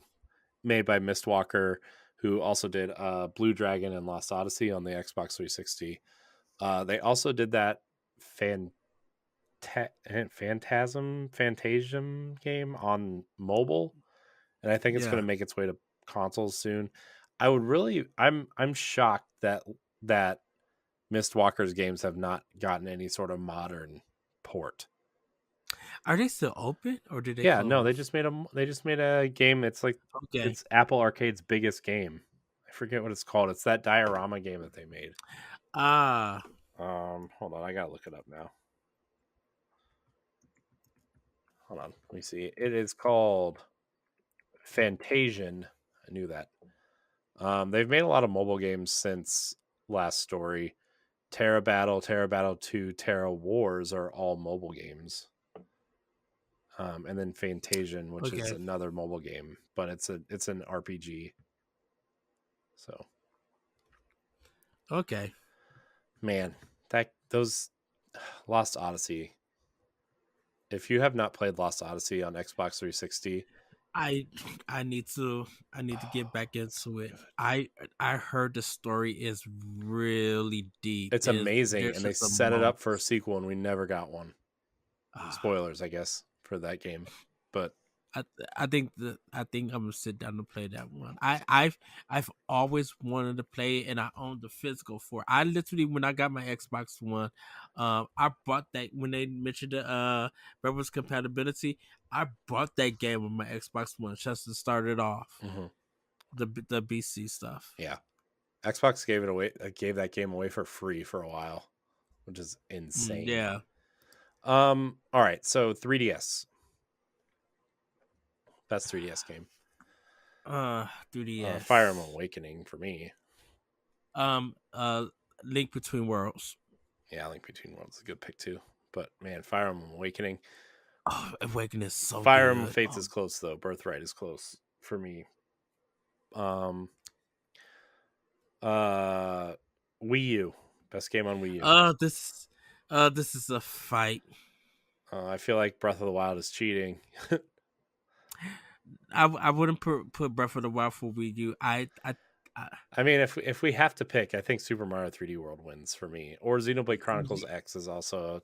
so I was gonna go with Bayonetta 2 or Super Mario 3D World, but if you want to go do Super Mario 3D World, I'm down for it. I mean, I think Mario. It's man, there's so many great games on the Wii U. Cause I like it. I like 3D World on Switch, but Wii U, it's so it's between yes, I love Xenoblade Chronicles X, but to me it's Bayonetta 2, Super Mario 3D World, Wind or Waker it's HD Captain also. Toad. Yeah, Wind Waker HD is good. Also, I yeah, still I still think it's Super Mario 3D World by a Mario long 3D shot. World. I Yeah, I I'm going with that. I mean I love Wind Waker. Don't get me wrong, but man, 3D 3D World. World's just yeah, it's just too beautiful and it's fun to play. Yeah. All right, Switch. What's the best game on Switch, Ed? It's Breath of Uh, the Wild. I mean, come on. yeah, I mean, I have to go with Breath of the Wild. that's I mean, I love Xenoblade Chronicles 3. Yoshi's Crafted World. I love. Dang, Yoshi's Woody World is good on Wii U also. But yeah, I gotta go with 3D World for that one. yeah. But yeah, I think Breath of the Wild for Switch. Yeah. So yeah, those are the best games on each console. Set in stone, never changing. Yes. Austin Campbell via Discord asks if Nintendo made a deal with the next big Nintendo IP to be made by none other than Jose Ferris, would Ed play it? No. Ed's not gonna ever play Joseph Ferris games. Yeah. Uh although I think what we would get would be a a Star Fox Zero situation because every game has to be co-op. Okay. Somebody's flying the R I wing, somebody's shooting. Actually sounds kind of cool actually, but I I mean, what IP would it if be? I mean, what IP would it be? I mean, I feel like it would be. If I'm looking at something like, it's um, gonna be Yoshi or Kirby or something like that, but I'm like, yeah, he's not gonna do Astro Chain or anything. That's too technical for him. He's too basic to do something like that. Um, uh, uh, why don't? goodness, I'm gonna go with Kirby or Yoshi or something, or I'll go with Star Fox if he could. But I'm Yeah, like, he doesn't make those type of games, and he's kind of a basic designer. So, it would be. It'd be um, really interesting to see his, just based on A Way Out and It Takes Two. If there was like a Mario co-op platformer, would be you kind know of what, interesting. But like, you you know have to what. work together to do the platforming. I was thinking of Mario versus Donkey Kong. Oh, that'd be really cool. Yeah, I would play that. man. If it was Mario versus Donkey Kong, I would play that. Yeah, that would be really interesting. You use like Donkey Kong and Mario have different skill sets, but you have to work together to Uh huh. yeah, I could that would be cool. I'm not the biggest Joseph Ferris fan either, but that would be cool. I would play that if he did that. Nice. Look at us. Look, we did So, it. Our yay! last question comes from Delvin Cox of the Delvin Cox Experience. Go listen. Uh what's your go-to games to play around the holidays? I definitely during the holidays is Mario games and Zelda. Um, it and I do love to get into a good puzzle game. So sometimes Tetris or Puzzle Planet League. Um, I try to get into. Um, and sometimes it's right. So a lot of indies. If I'm missing, if there's some indie games that I need to finish up or stuff, I'll jump in. But a lot of times it's Mario or Legend of Zelda, and even I kind of been getting into some Mega Man games also.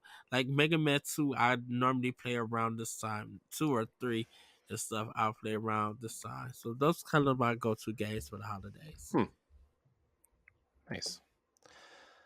For me, it's usually just whatever if it's something new or um I I don't really like replay games. I guess, I mean this holiday I'm going to be playing a lot of games that I need to catch up on, right? So, Hmm. um a lot of games that came out this year if I get anything new just to prepare for some sort of game of the year type discussion. Uh so that would be my answer. It's usually just something new. So, uh, yeah, I mean, I'm going to be playing some Bayonetta. I'm going to be finishing Fire Emblem. I'm going to try to finish, you know, um, Mario plus Rabbids, and Mhm. I'll try to play some of the Kirby game that came out earlier this year. Maybe some Pokemon. I just want to have like a good discussion when it comes to game of the year. Pokemon Legends Arceus, I'll probably play a little bit more of. So yeah, there's all that to look forward to. Plus, I gotta play like gotta finish God of War, gotta play some Horizon, gotta Yeah, I need to finish Horizon play some also. Crisis Core. So there's a lot on the table, man. So much to do in so little time. I know. Or 3 weeks, I should say. Yeah. Speaking of little time, Ed, we did it in under 3 hours. Yay! Actually, by the time I edit it up and get it out and outros and everything, it'll probably be about 3 hours. So, Or- but we we did it. had about like 9 expansion pass discussions in the show. So, uh, but everybody, that's gonna be it for Nintendo Power Block, our final episode. Corey, it's been so good recording with you since you came back to Power Block.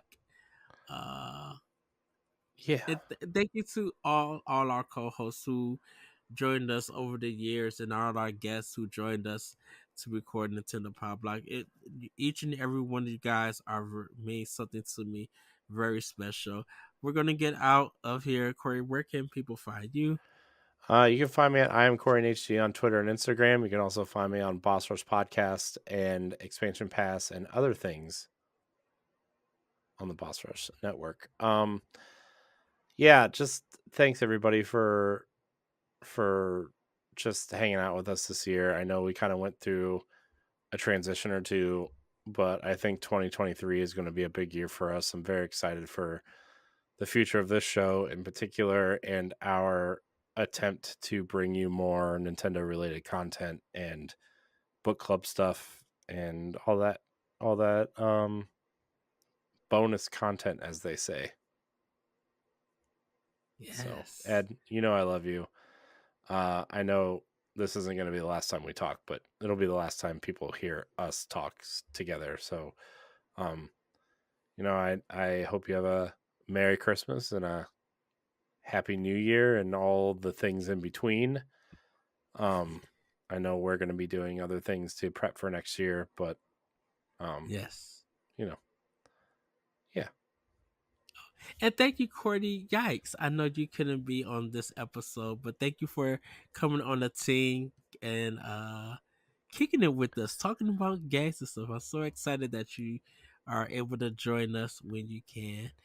You guys can find me on Twitter at that Petrico and on Instagram.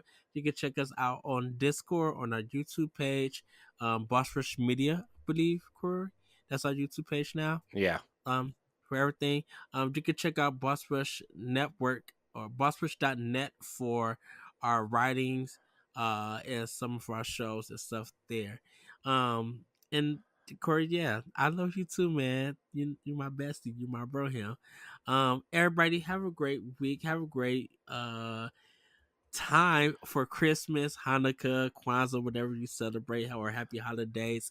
yeah. Um, have a great Let me New find Year's Eve. let me New find Year's what day Eve. we're coming back. I think our first real Pow Block episode after the new year will be the January 4th. So yeah, Yes, we literally are going to have a good discussion for a game of the year, and hopefully, you guys share with us what your personal game of the year hmm was for on Nintendo.